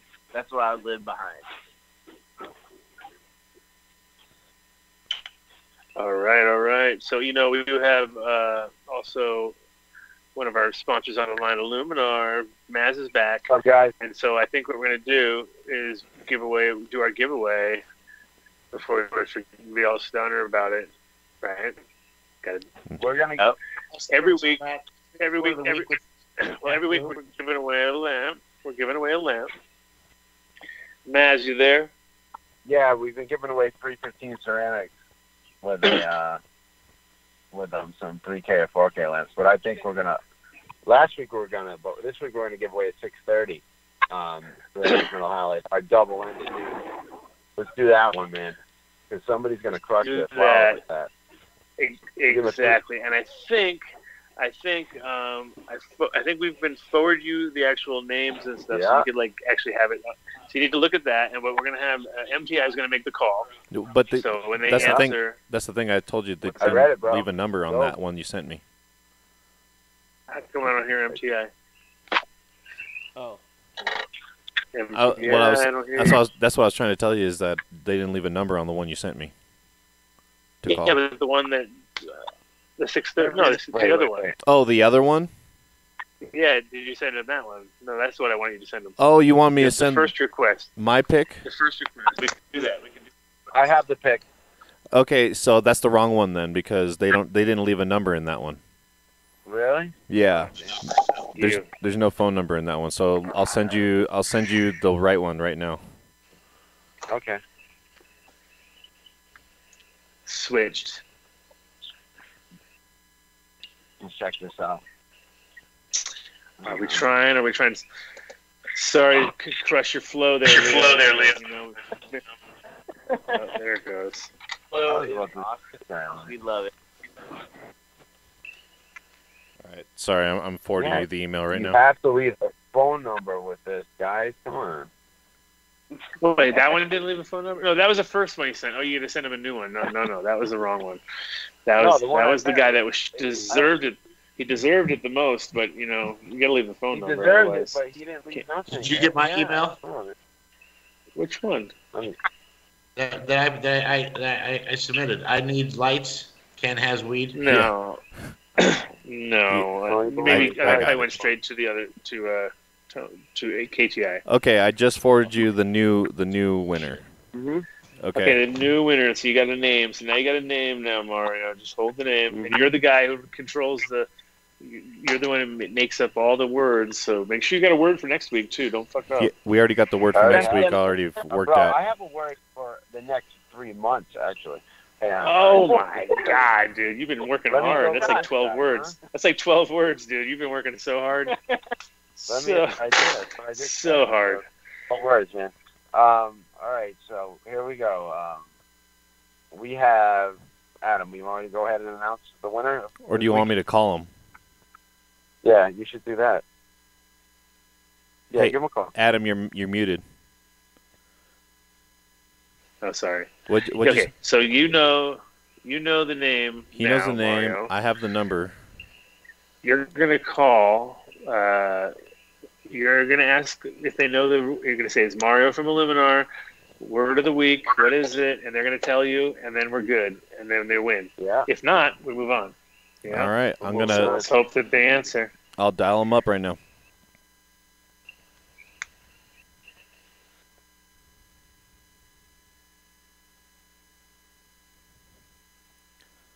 Number unavailable. Let's see. I'll give it another try here.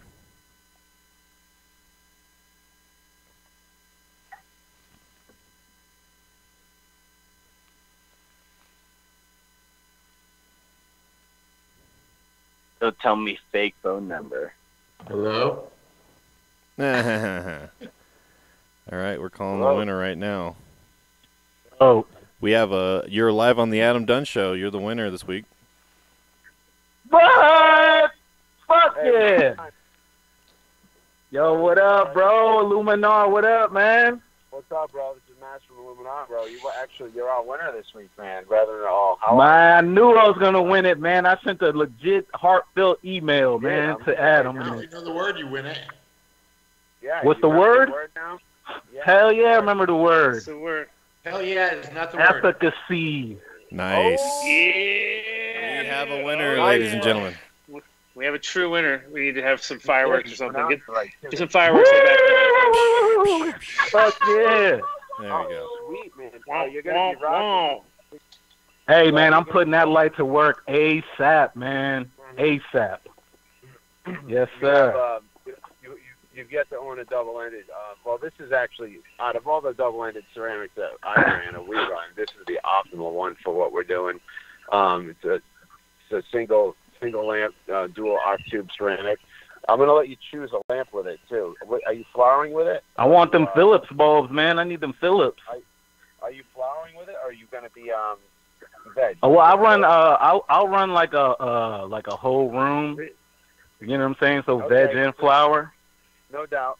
For this fixture, though, the Illuminar 630, what would you like? Yeah. I'm going to give you a choice between the 3K or the 4K lamp. Let me get the 3K. 3K? Please. All right, sweet, dude. That's Yes, really, sir.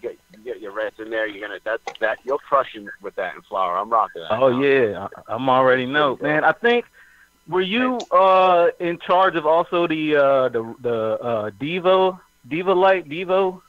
the Was I in charge of the Divas? No, Adam. Yes, or he was, I worked there. he was totally in charge. Oh, okay. He was the main guy. I was No, he working on wasn't. satellite, and Adam had those in Vegas. But no, Yeah, I worked for before. That was before, man. How are you, man? Yeah, that's what's up. I snatched one of those up too, man. I purchased one. I'm very happy with that light right now. Yeah. All right, well, man, I'm glad, dude. Now just add to it, and when you go with this one next, you have the other one probably with the HPS, right? And there, it's well, the double-ended Diva I have with some. I think I find like the hybrid setup with like LEDs and HPS. Okay. I get it's kind of like a little more bang for my buck that way. No doubt. You know what I mean? So, but what was that? That's a solid square wave ballast too, which is the right technology for ceramics. So that's what we have here. This one's built specifically for the dual lock tube ceramic that we got. It's gonna crush. You're gonna love it. And the reflector itself, the German aluminum, it's like a tank.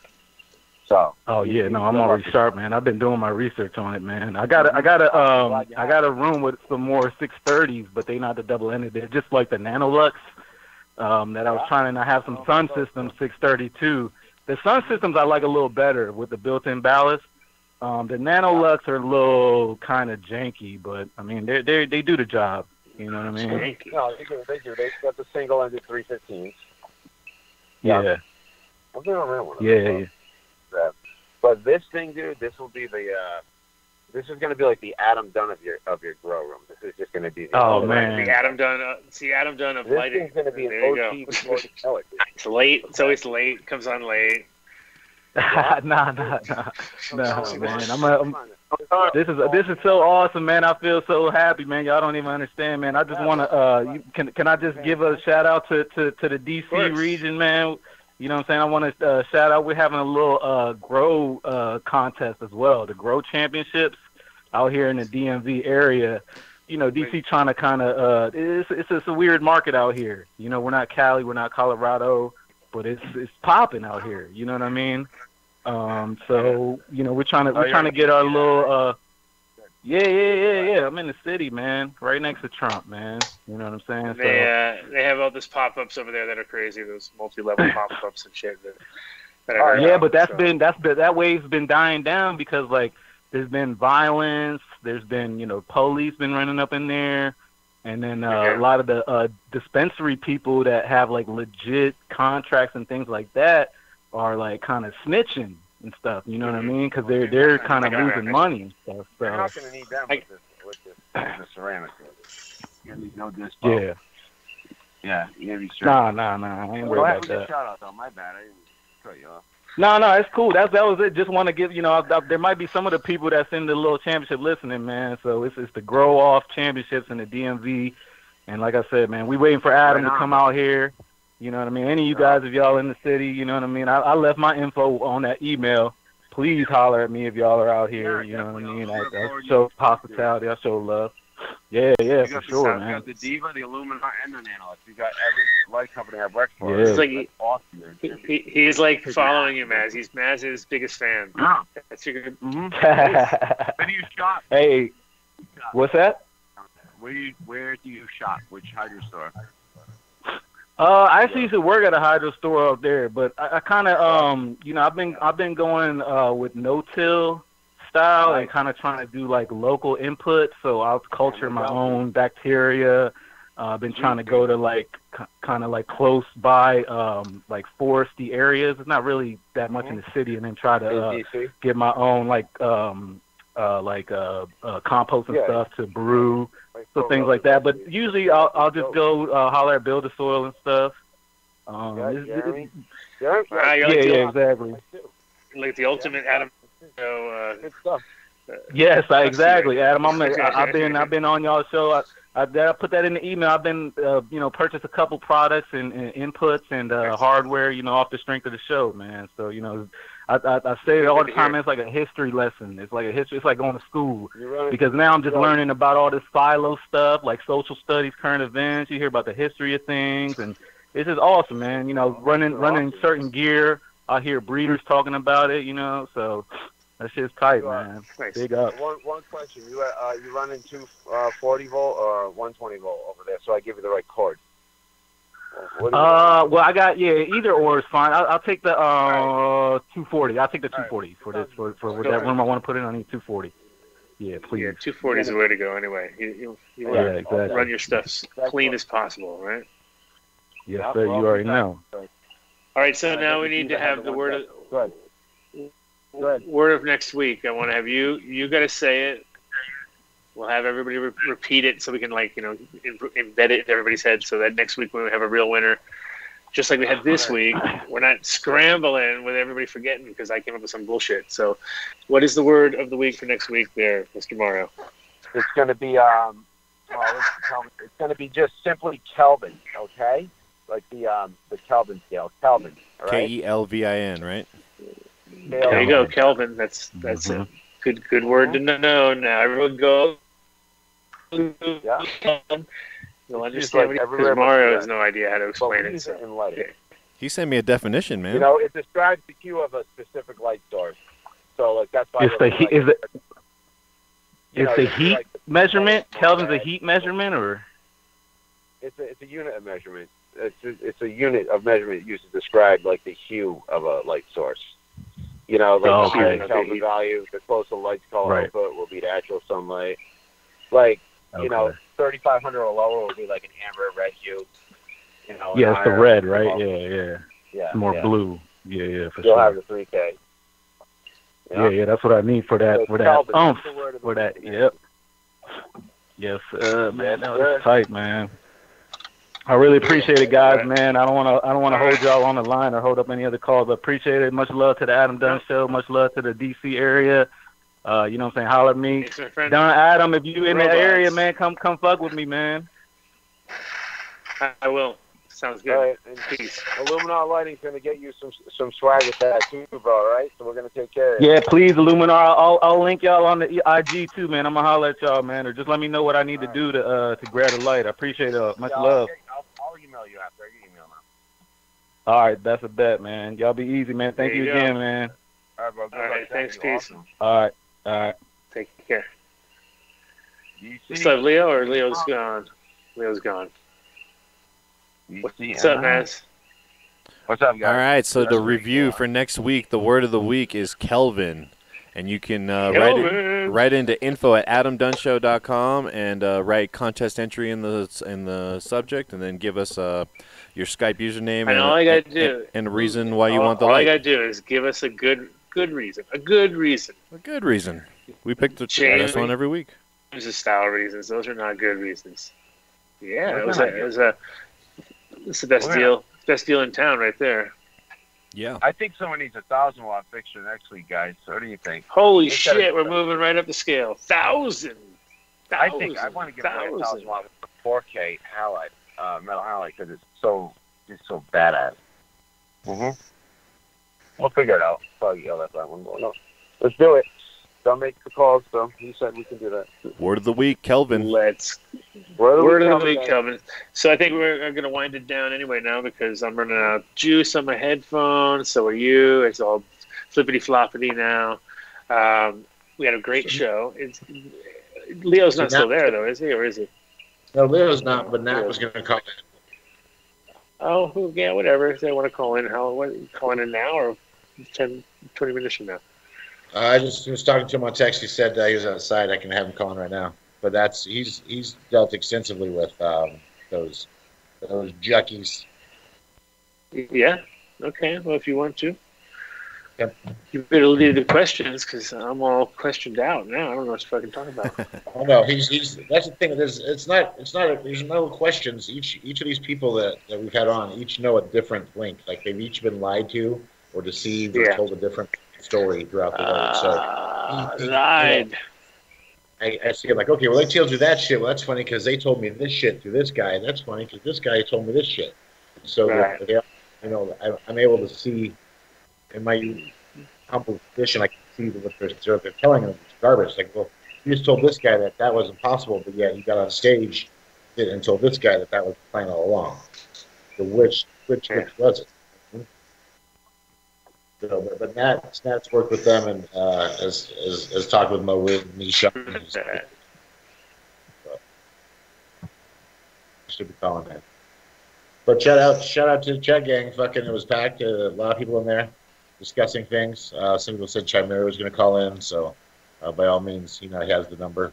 Yeah. A lot of people say they're going to call in. Chat gang was popping today for sure. So shout out to them. Do it or don't say you did it. You know what I mean? 720-877. Is that the new rule? Okay. That is the new rule. Today's age of being call out your bullshit. You know, if you're gonna say, somebody's gonna call in. Well, there's your number. Call in.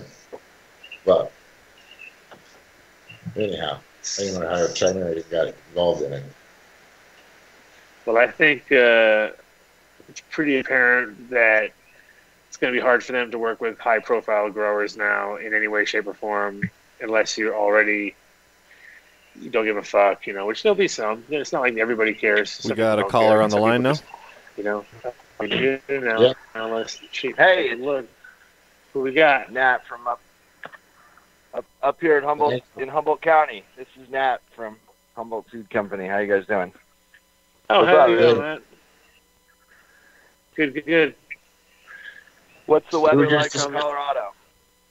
Oh, who the fuck knows? Ask MTI. I'm in Puerto Rico right now. It's warm but kind of cloudy today. MTI was. It's warm but kind of cloudy today.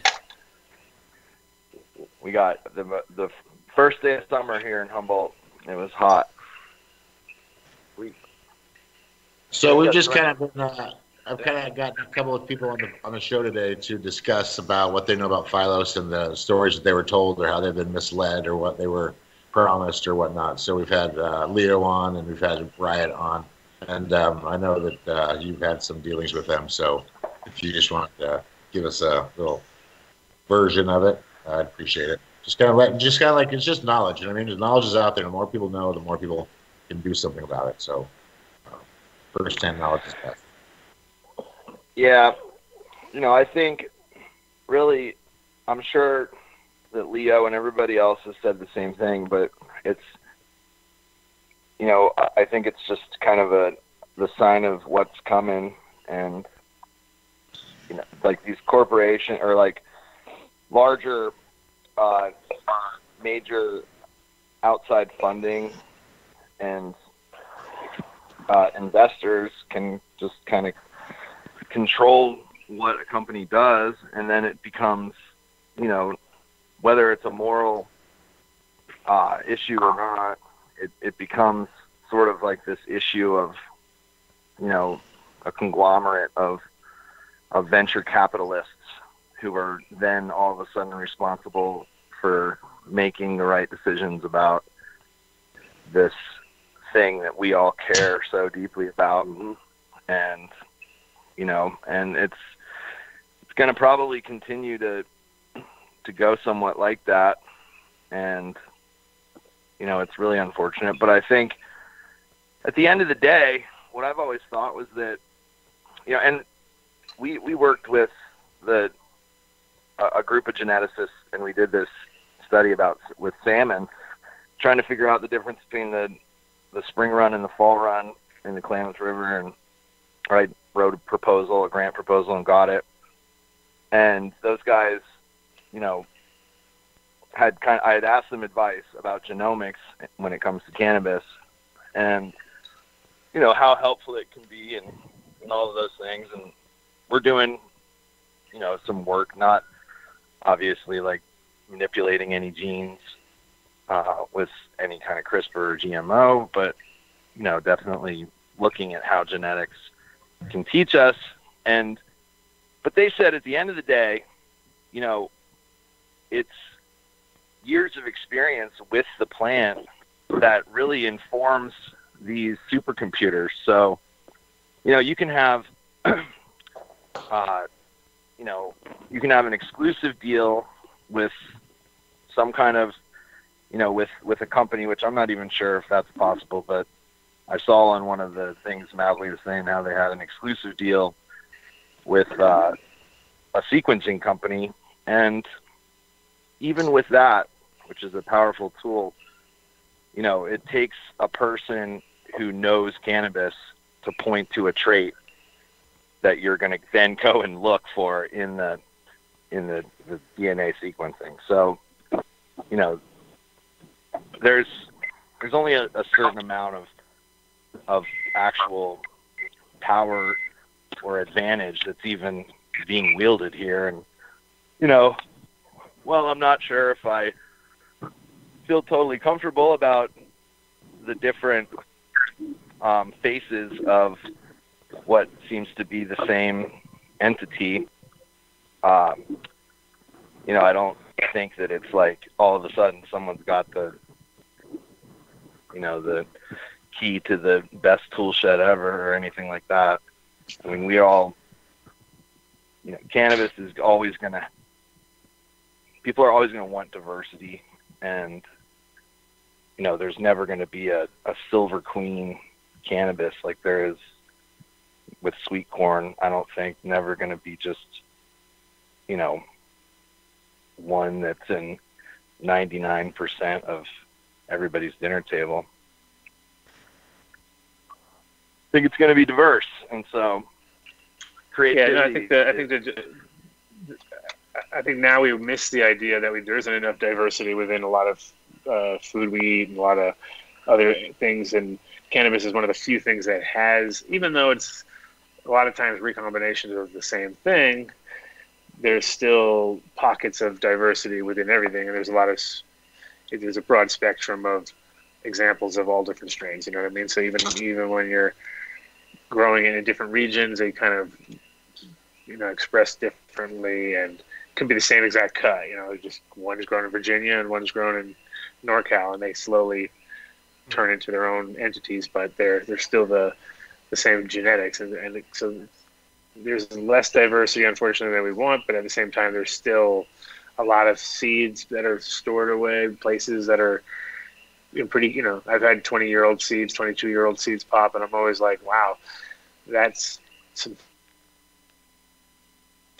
strong, that's a strong plant, you know what I mean? If it can just, and that's raw or not well taken care of, it's not like, you know, perfect conditions at all, traveled all over the world, and still a few pop, you know what I mean? So you can imagine that there's going to be a lot of those kind of, you know, little collections being grown all around, and it's going to be interesting times for cannabis in the next few years for sure. You know, I think a lot of resurrections. Yeah, I mean, come on, like, you know, I don't think any of us probably ever imagined that the craft brew, you know, that we'd still be seeing new craft brewing companies opening up with new flavors of beer all the time and actually succeeding. So, you know, that's something that really isn't powered by genomics. That's powered by human creativity. And so, you know, you can go around and have, you know, questionable ways of getting people to put data out in the world or whatever. And yeah, I mean, I don't necessarily think that there was full disclosure within that organization and clearly its leadership. So I don't think that it was great, but I'm just saying, like, there's, you know, we still wield the power that is creativity, and I think that cannabis is always going to react to that. And I'm not trying to be like spiritual or metaphysical or anything like that. I'm just literally saying that that's exactly how I feel, though. Some of the smartest geneticists in the world that, you know, our study that we did for the fish ended up in Science magazine. Literally their advice was like, you know, no need to rush into marker assisted breeding right now. This plant is, as far as like, you know, large population selection and like real traditional breeding, the species is completely in infancy. And that's not to say that like there hasn't been amazing breeding happening in Tibet or in Jamaica, or all these different places where sort of land races have sprung up. There has been amazing stuff, but it hasn't been benefit to what we've learned in the last 100 years of traditional, you know, vegetable and flower breeding.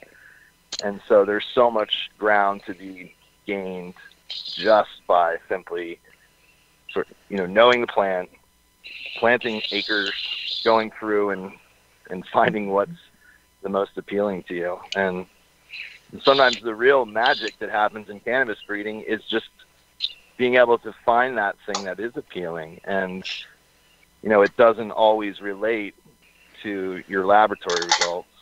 Sometimes it's simply just, creativity. And that was, I think in MG Magazine, Mowgli said, in the future, he was talking about our blueberry muffin strain.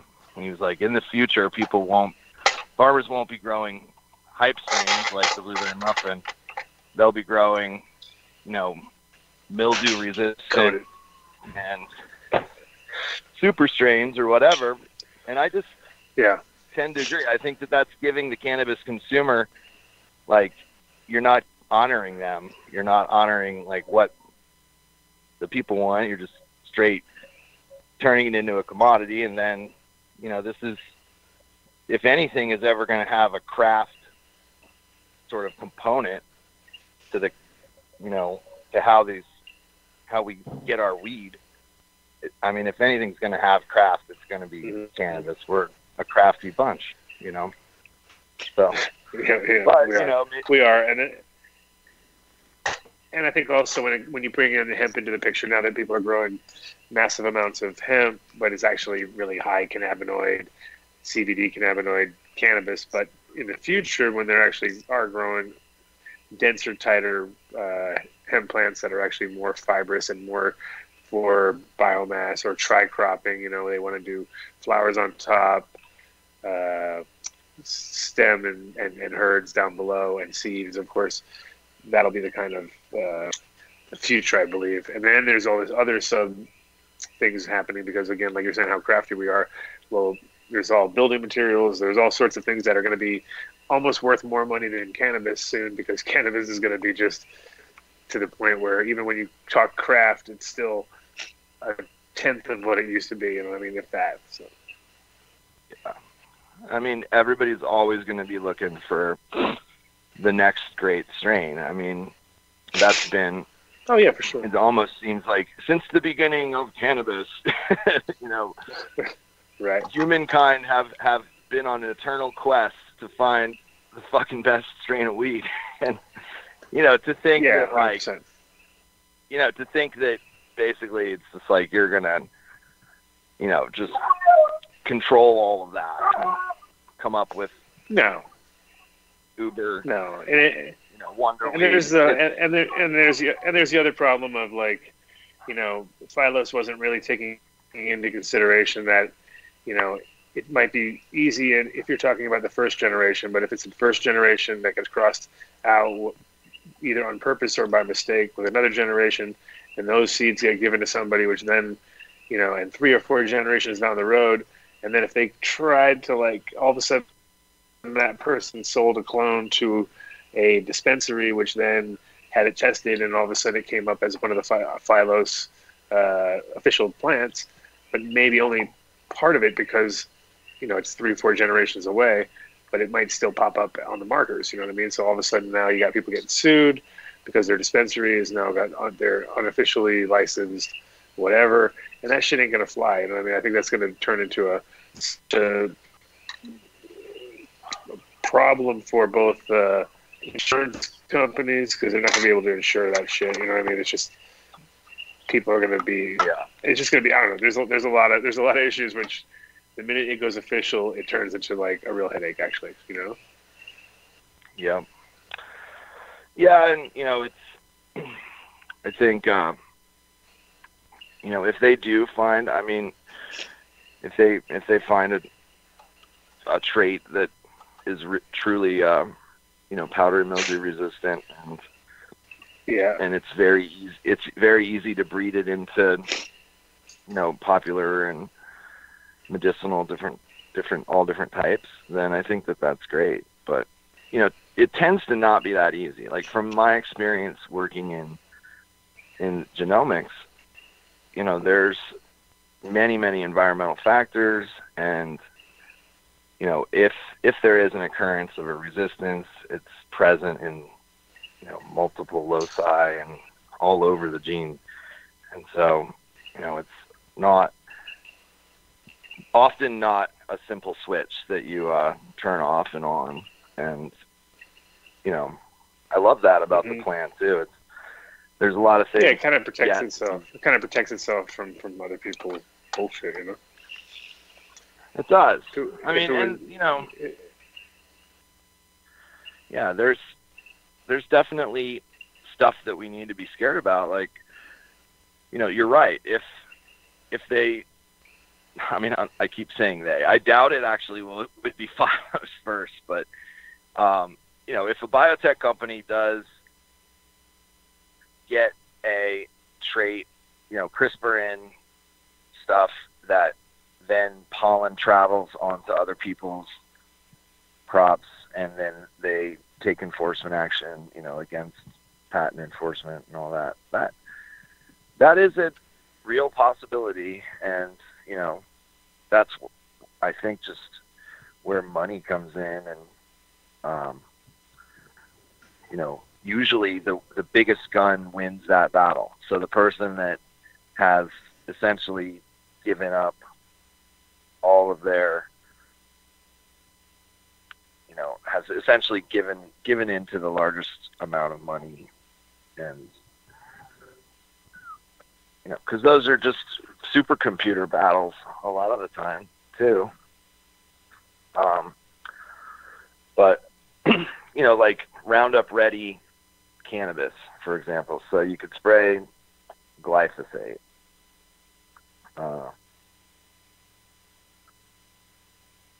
That would be. You're muted, Adam. I mean, that's what they so did. that would be the new Liberty. It would be the Liberty friendly, I guess, because that's the new way they apply glyphosate, which is less, because actually what they apply is something else that then awakens the glyphosate that's already there and starts making it churn out more. It's fucking weird. So yeah, I'm very skeptical of like big pharma taking over cannabis, just because I think we still have a few years of the being able to keep up the fight. I do think that a few generations down the road, there might be really far and few between as far as the people doing it organically and correct. And maybe not though. Maybe if enough people only, because I only eat organic food or organic vegetables if I can. Like, I mean, obviously when you're traveling, it's a little harder, but if you're shopping and on your own, or if you're able to grow your own, obviously that's the best thing you can do.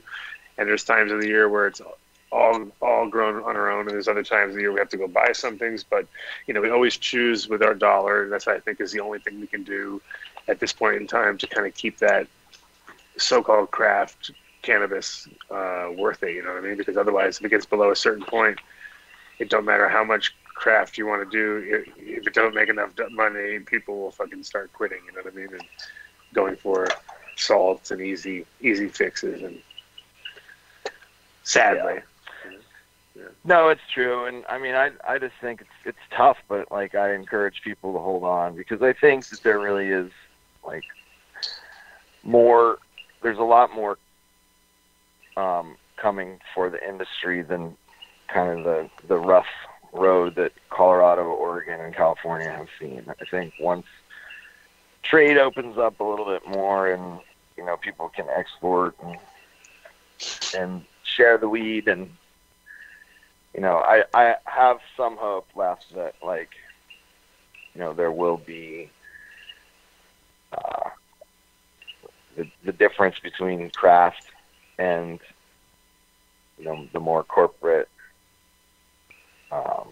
big investor funding programs becomes more evident. But overall, like, I don't think that there's, I don't necessarily think that any breeder or any entity, will end up just dominating, because I don't think that you could get patents on all the new different types of cannabis that we're going to breed.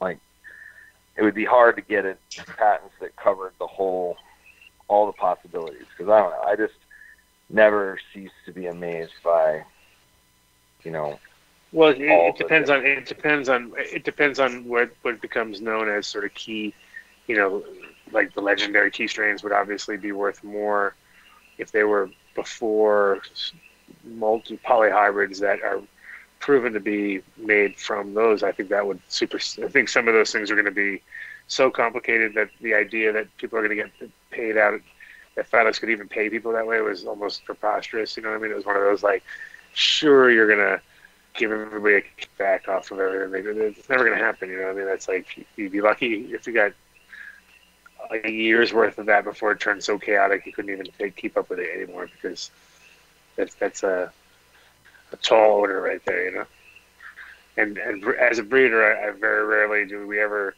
you'll get, if you work with people, you'll obviously get your cut and kickbacks and do that with your own stuff.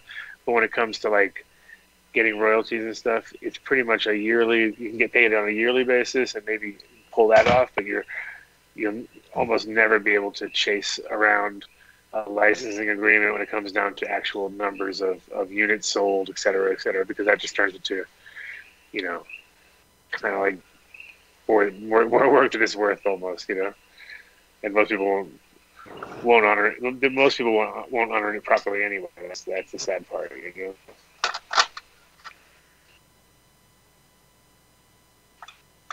From my experience. I know someone left the call, but I'm not sure who it was. Oh. So. All right. I think everybody left the call. He left the call, and James is gone. So it's just all me by myself, rattling off, which is okay. I've been known to do this for 3 hours. It would have just been me for 3 hours. I would have been really tired, right? Yeah. So speaking of really tired, I got to get going. It's about 3 hours. We're hitting about 3 hours now, right? Close to it? Yeah. Well, no. 2:25. 2 hours and 25 minutes. Oh shit, we're standing. But that was we started late. That was a great show, though. Like, just sitting back, listening to everything. That was a really good show. Yeah, yeah. Good giveaway. Yes, it was a good show. Great giveaway. Happy guys. The tech worked this time, even though I had to go back to the old school and bust out old computers and shit. So, sorry. I'll figure that out this week for sure. Yeah, James might show up for the next 10 seconds probably, because we're gonna try to bring on another guest. Oh, here he goes. Speak of the devil. What? Now what's going on? Now what are you gonna do? Dance? Watch me pull a rabbit out of my hat. No, we're good. We are going to, I think, wind it down. Yeah, definitely. 2.5 hour mark. Thanks for letting me get on. Get these people together and have all of them come out and say their piece, and just kind of have a rebuttal to last week's show. I know I left watching last week's show like just pissed and glad that I was like, you guys just fucking really suck at PR. Or I know. And I had the same. I was felt bad for Mowgli that he was such an idiot that he put his foot into it so deep. I did feel. I felt like I gave him a chance, So. Yeah, you definitely gave him a chance, but he definitely dug himself a hole. And I was just like, lie. So I appreciate you letting us get on and kind of just, we were having a rebuttal, and I was having some fair say. So thanks to Chat Gang, a bunch of people in there. Of course, CTNow.com. I carry good breeders who don't work with that kind of shit. So yeah, thanks to Leo for calling in, and thanks to everybody else on call. From Riot Seeds, yeah. Nice. Good times. All right, and let's see. Next week, I'm not 100% sure. A couple of weeks, we're going to have, in about 3 weeks, we're going to have David Bronner on, which is going to be awesome. Nice. They are, now they're coming out, and of course, they're coming out with their own cannabis brand now. Cannabis brand. Nice. Called Brother David. I'll be going to Hawaii next week. Oh, and also, I might have Greg McAllister soon. So. Oh, great. Well, yeah, you should do that. You should definitely do that. Get Greg on. We'll do a live show from Hawaii. If you're there on Friday, sounds like a plan right there. International shows. We'll be island to island. We'll be island hopping. Nice. From Puerto Rico to Hawaii. Also, HB 1230, I guess, which is a bill that was put through legislature, actually passed the first step. Yeah, it's going to Senate now, in Colorado for, yeah, exactly. And that's going to be, we're going to keep an eye on that, because if that goes through, that will mean that we will have consumption in Colorado with no Indoor Clean Air Act issues. Yep. And on top of that, the crazy part, not only consumption on site, for use on site. So small purchases can be made on site of cannabis. From what I hear, it's going to make a whole new hospitality license that is exempt of the Colorado Clean Air Act or something like that. That's what I understand of it. Sounds like a fucking good idea to me. Sounds great. We're going to keep an eye on that, because that will change. That will actually make people want to go back to Colorado, possibly have bigger events there, because you'll have places that people can go.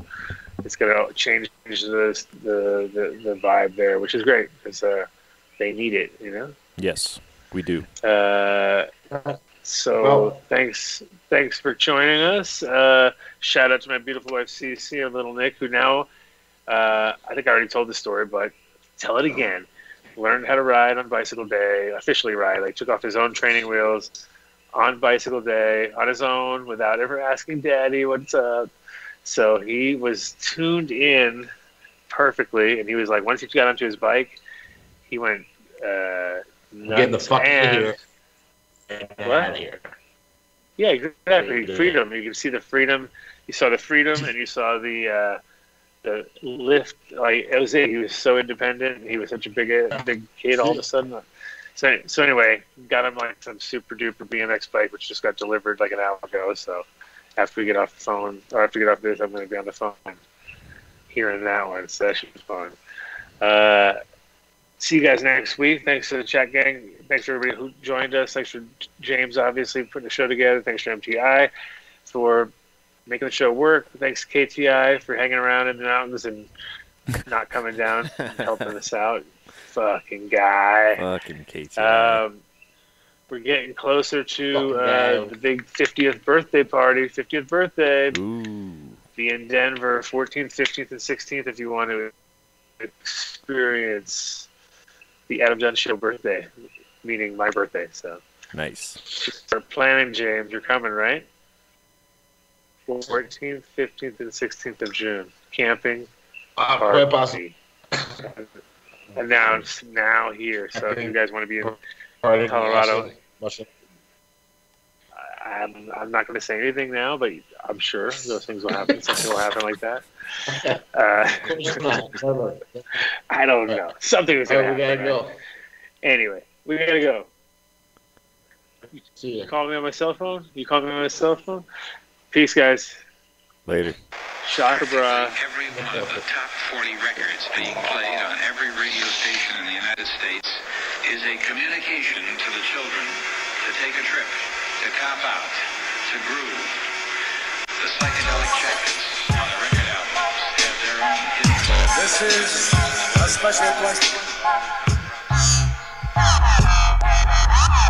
We don't want you to smoke genetically modified ganja. We want you to smoke the real thing. We want you to smoke the natural herb. Some call it marijuana, some call it sensimedia, some call it lamb's bread, and some people call it ganja.